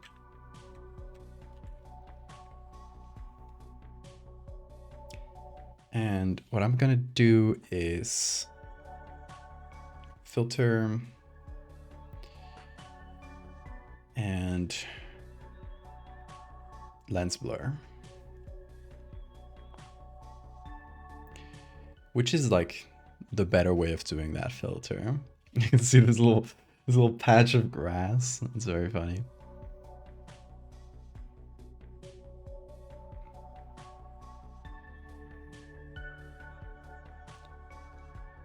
So we want to use it to blur the front here. And was that too much? I only care about this, by the way.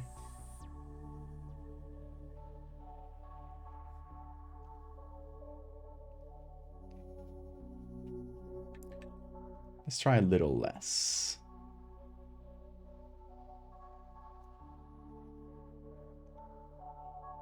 Let's try 16.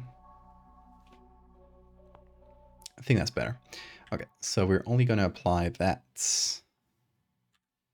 Let me remove everything that we didn't use below. We're only going to apply that to the front. So basically doing that filter was like trying to use my entire CPU for, I guess. I was trying to use that. I'm trying to like do that, but manually, and probably better. That's how it be sometimes.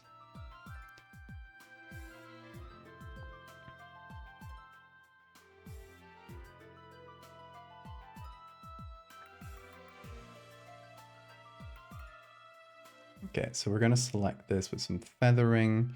We're gonna select these two legs. Oh. These two legs.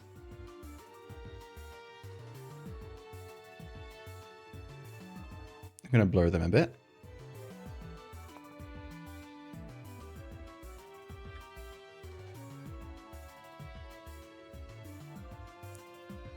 You know, blur the edges because the legs are already blurred naturally.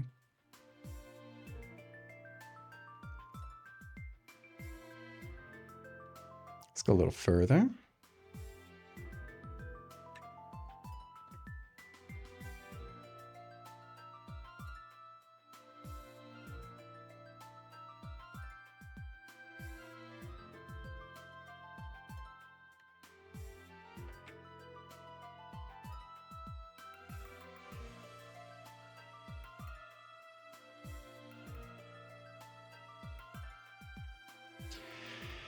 That gives us a much nicer, like, blurry edge.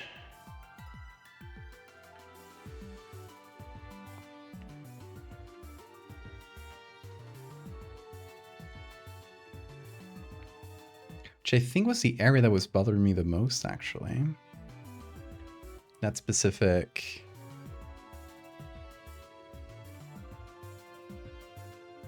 this specific bit with the legs. And how blurry the legs looked and how clear the background just behind them looked. So I think that really helps things.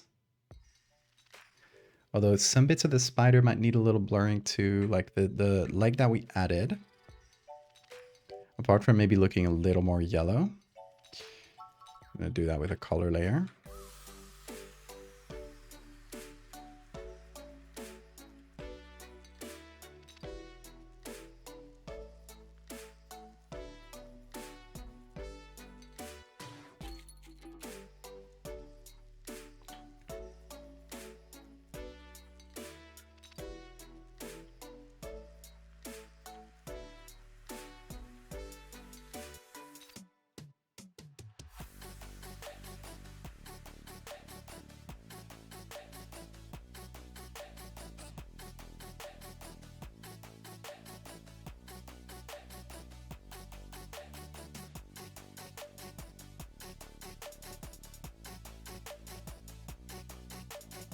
Okay.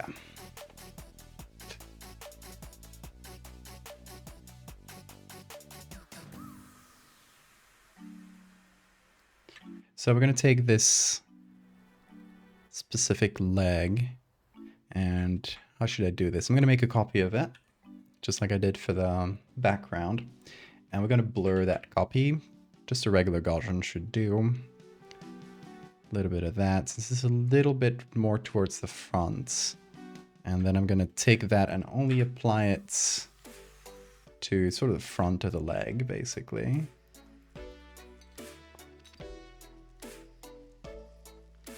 And I'm going to do the same thing to this leg here, where I'm only going to apply it right there.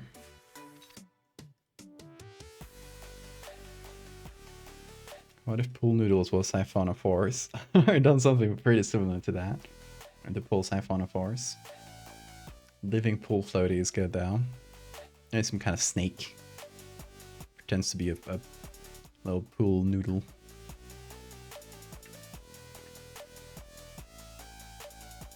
Snakes are already kind of noodles, so.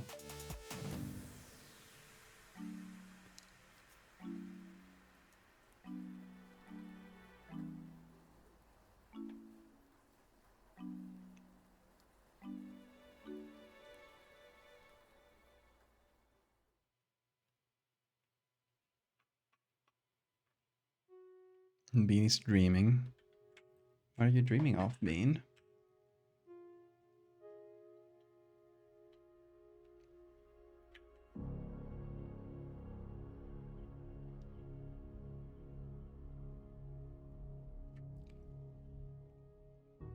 Making that slightly smaller. Just trying to get all the sizes correct.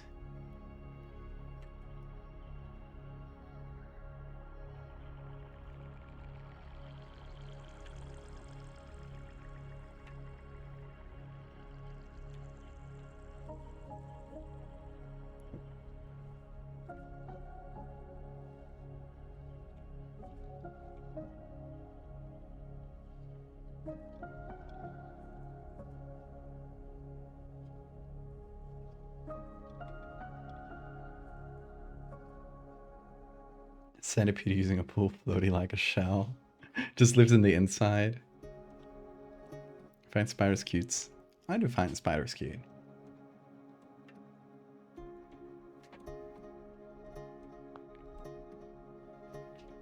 Have a good night, hero. Sleep well.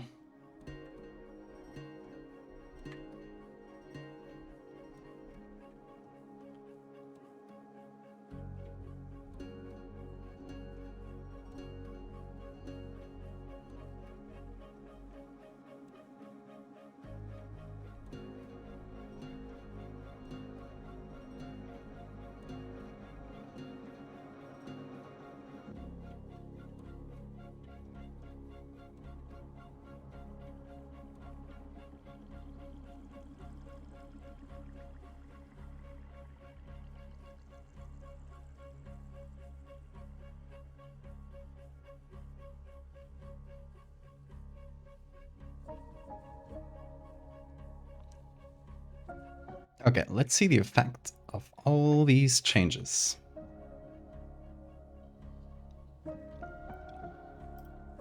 If Photoshop lets me. It's being a bit slow. I think ever since I did that filter, it happened once before. So I think I should just not touch that filter at all. My curiosity is getting the best of me. I'm gonna do a save and restart Photoshop because it might have caused a memory leak. And I want to stop it before it gets too bad. Because I remember it happened, that one time it happened, it got, like it really slowed down the computer for a bit. I got 64 gigs of RAM. And even with that, Photoshop causes memory leaks. Great program, really balanced. Gotta love it.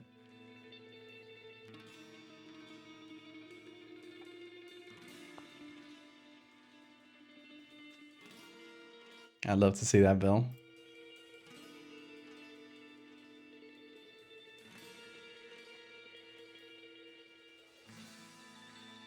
There it is. Okay, hopefully that'll have stopped the memory leak before it happens. It does seem to be a bit faster, so like it didn't take any time to copy the filters, so probably good. Yeah, I like this color scheme. Kind of yellowish color. But we can check before and after. So we have changed a few things, as you can see. Sizes of things have changed a little bit. I gotta fix this little thing up. It's not major, but the legs feel a lot better now.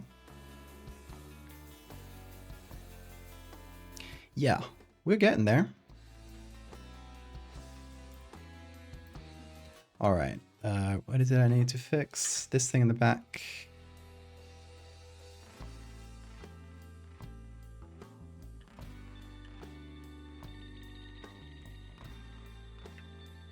There we go.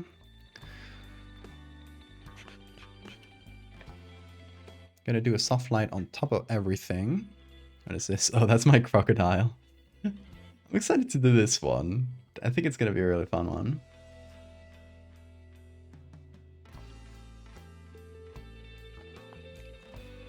Oh, did you post your Ponji drawing? Oh, very good. I love that. The pool serpents. Really cute. The Ponji deniers. We all believe in Ponji here. We're true believers.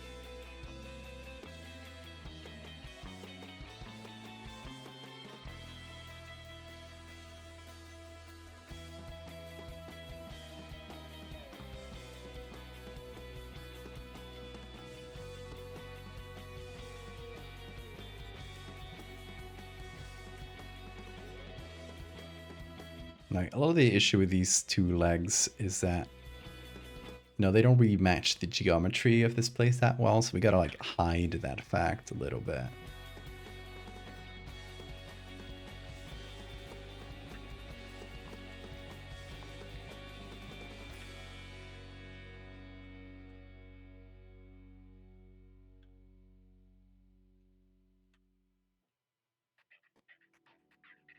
So it's before and after, and this looks better.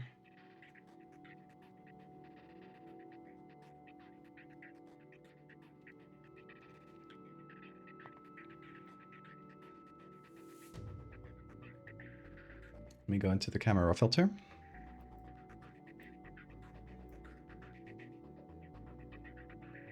Slightly skew it towards blue.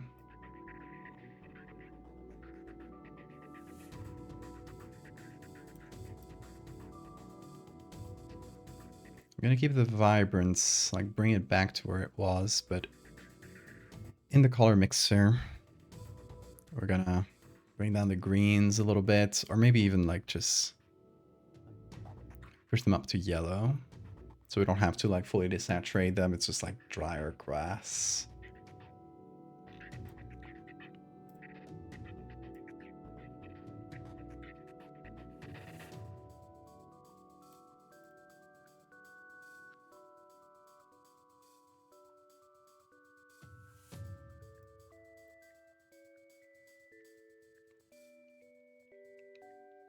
Squonk meat tastes like? Hmm.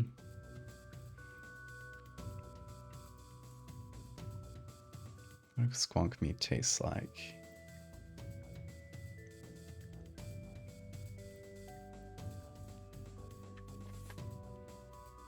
I feel like rabbits.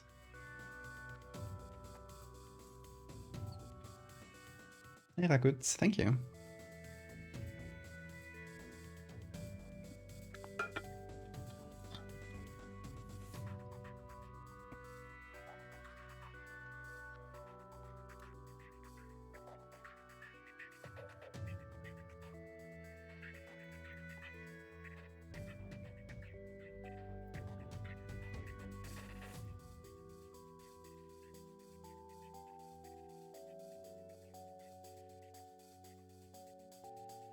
What was that sound being?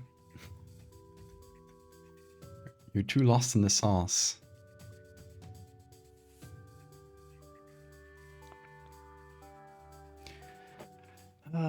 Dark vignette is not bad either. I think it makes the image a bit too dark. Considering how the center of the composition is already really dark. Just skipping this bright vignette just contrasts things a bit better, probably. We can sort of balance out by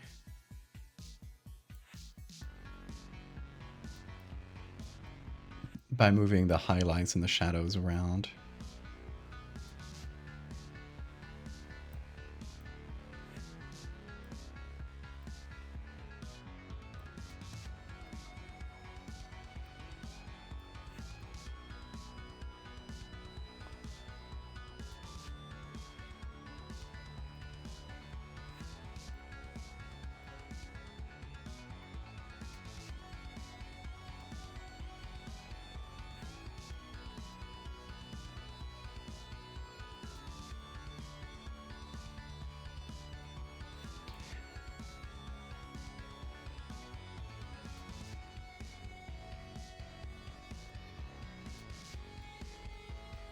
Maybe a little bit less orange in the midtones. Maybe the midtones need to be cooler too. So we got cool shadows with like yellow highlights. I'm just like figuring out where the balance of these should be.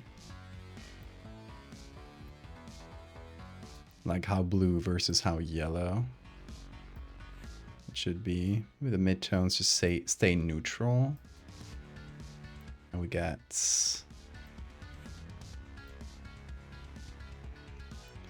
because our main color here is yellow. There's oranges too, right? To then the rust and the wings and stuff. But it's like in the yellows and oranges as the main like highlight color here, which just goes well with the blue base color. Blue and yellow are just the natural partners, right? They're complementary colors. So that's why I'm trying to find like the balance between the two while not making the image look too filtered. I want it to look like fairly naturalistic, like somebody just took this picture. And when you add a lot of filters, you know, I have fun with that sometimes, like yesterday for the Fractal series. That was real fun. And I really enjoy doing images like that sometimes. If you missed it, here's our fractal megastructure we did yesterday. And with the Fractal series, I allow myself to go pretty wild with the colors. Because it's not meant to be found footage, right? It's more, you know, conceptual.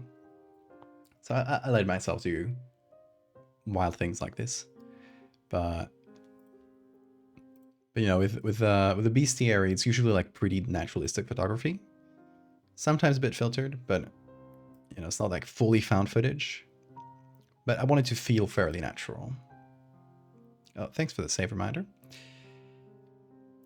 What horror games am I playing tomorrow? I got a couple that I am thinking of. There's a really short one called The Children of Clay, which I think is sort of like archaeological horror. I don't know. I haven't seen much about it because I didn't want to like spoil myself of the experience. But But I know it's pretty short, so that'll be probably just a little chunk of the stream. Then I got a few others, but I still haven't quite chosen. But I definitely want to play Children of Clay first.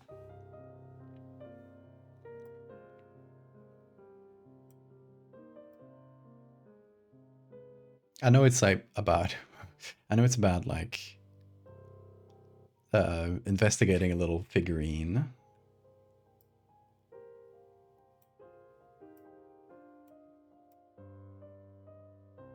And you know, I'm a sucker for anything archaeology and horror, so made for me type shit. JPEG me. Hadn't happened in a while. Oh yeah, I made a contingency measure. I don't know if it worked. I assume it worked because you can JPEG me now, but I made it so that the first 5 minutes of the stream, and again, I haven't tested this because I just added it before while I was setting up the stream. I made it so that for the first minute of the stream, there's like a timer, a delay where you can't use the JPEG function, and then it activates. Because it happened a few times already that people were just joining the stream and see me like mega JPEG'd, and were thinking that they had bad connections. So giving it a little time so that people are already, like most people have already joined before the JPEG can begin. I'll let people know like, okay, this is a reward, and I'm not just joining a stream and it looks like 4 pixels and I log off. Because it had happened a couple times already. I'm like, oh, this might be just making people think that this stream is really bad quality. Whoops. Defend myself from the pegging.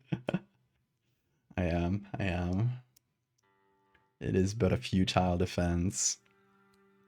Let's check this with the original, by the way.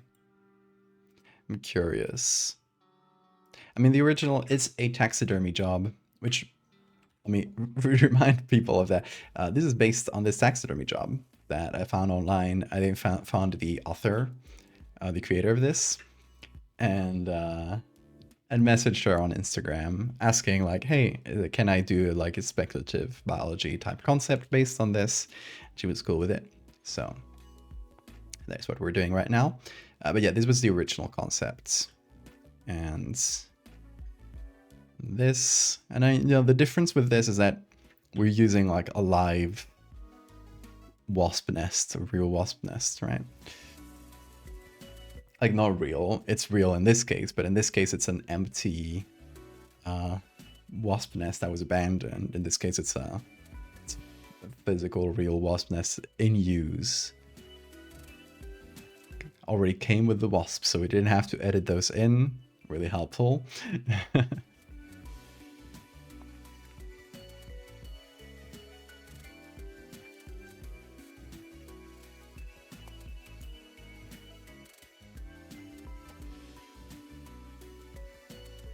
Yeah, I was actually thinking about the color. So I have a potentially silly idea, but what if... You remember that one of the tarantulas we used in its original photo, this one. Oh, I guess I can't show you the original because I already like edited it. But the original photo, it was this beautiful blue tarantula that is just really, really pretty looking. What if we brought a little bit of that tone back? So we go over the tarantula here, over everything, and make a hue saturation layer where I just... Do I colorize? No, I saturate. Let me pick the color here. Here we go. If we saturate this and give it this like deep blue tone, isn't that kind of nice? with the yellow as a contrasting color. Like that's a little bit of it, you know?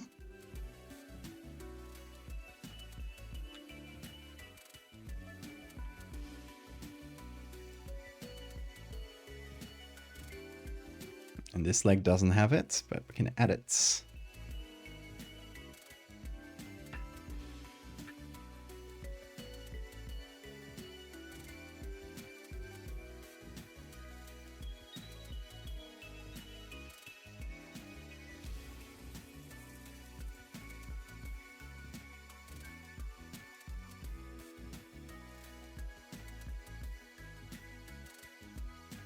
It's a nice color, but we need to change the nest color to that, I think. So I got this layer, which is the one I used for the color. I'm gonna make a copy of it. A copy of it, please. Yeah, there we go. And I'm gonna use one of the colors from the spider on it.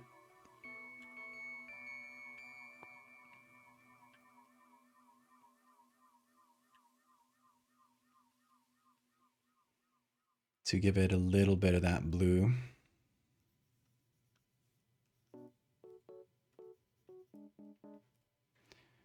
And we gotta get into these corners that were left behind, forgotten.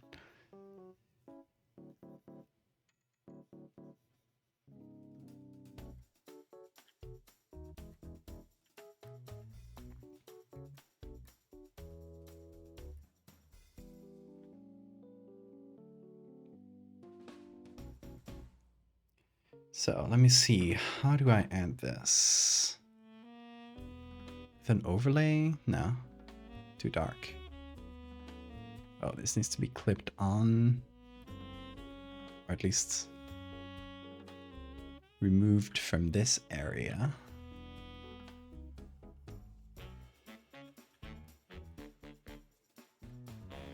Some color accidentally spilled out here.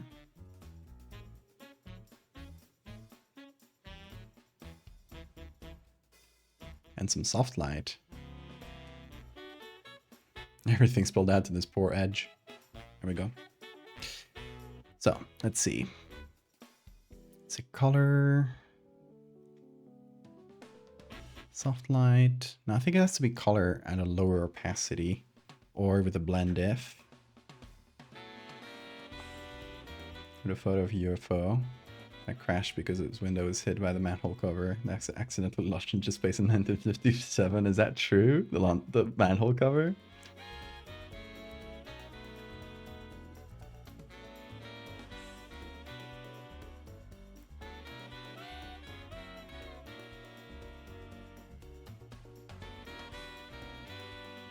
Thanks, Bill.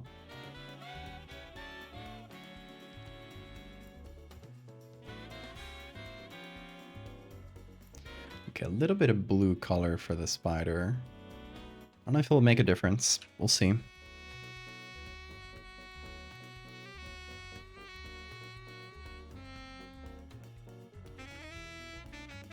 It's fairly subtle because I already added some blue tone, but especially on the nest itself, it feels like it matches the spider a bit better just by adding a bit of blue to it, which is pretty good. But I might go a little stronger.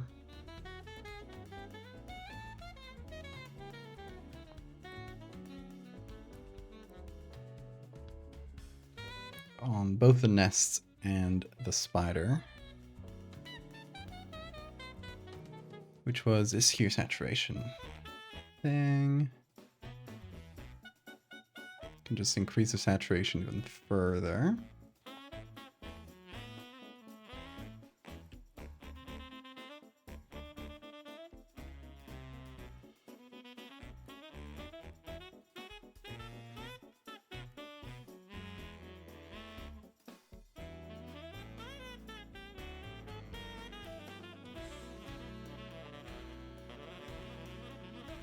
Yeah, let's try now.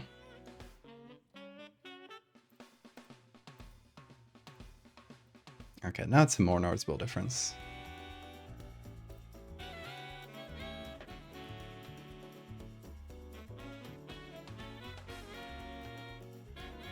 They put a nuke underground and the manhole cover on top was briefly the fastest man-made object. I love that. That's insane.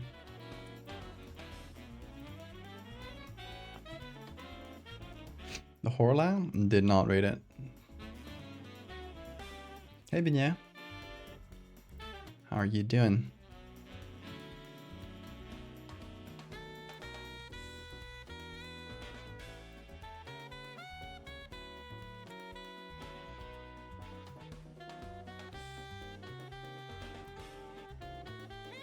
Let's go to the color mixer. And let's see if it recognizes the spider as blue or aqua. Blue. Perfect.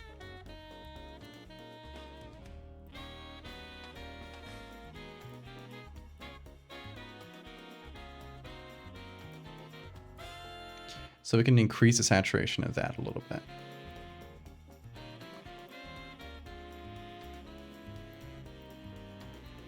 Which should now make a noticeable difference. With what it looked like before.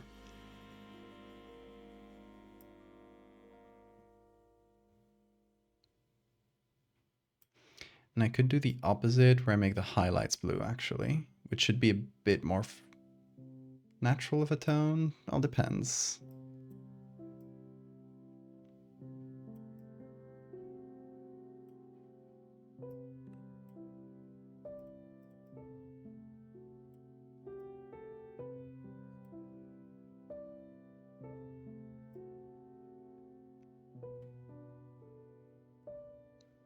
I'm gonna make the shadows more red actually.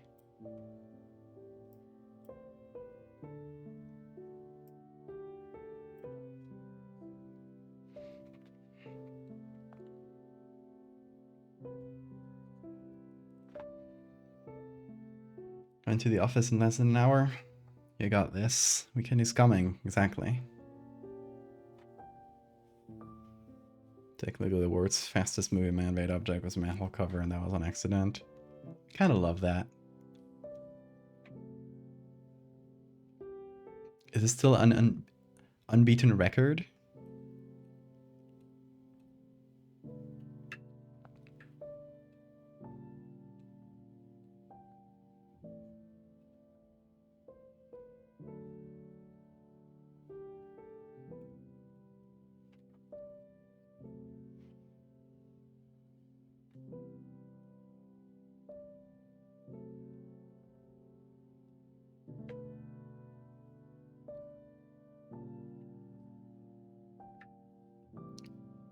Maybe I make the green, the green, yeah, the grass lightly blue.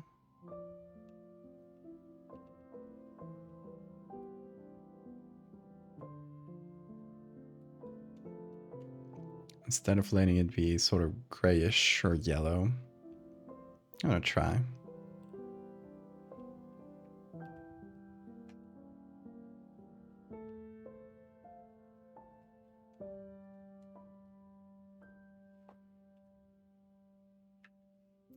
Yeah, it fits this color scheme a bit better.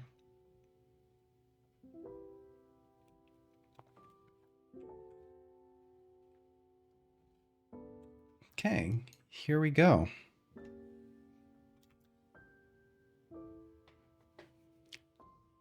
The Vespidantula. I'll come up with a scientific name for it.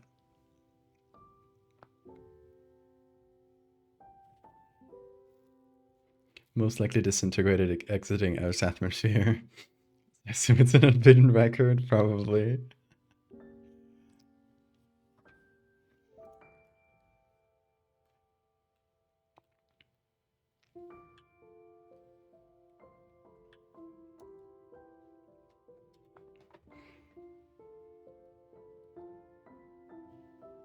Yeah, the colors match pretty well. Okay, yeah, I think I'm ready to call this one done.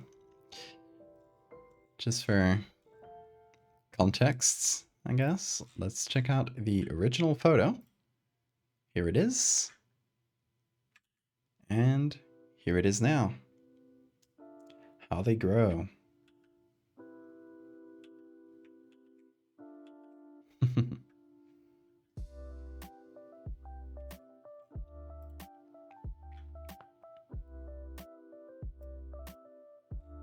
Okay, any layers to delete to clean things up? I don't think so.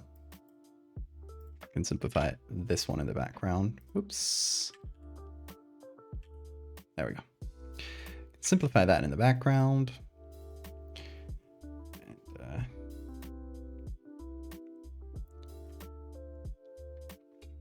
And there it is. We can call it done. It is getting a bit late. Don't want to go to bed super late tonight. In about 4 hours of stream. So let's call it there for tonight, folks. And that's the last art stream of the week. But tomorrow we got another stream, and it's gaming.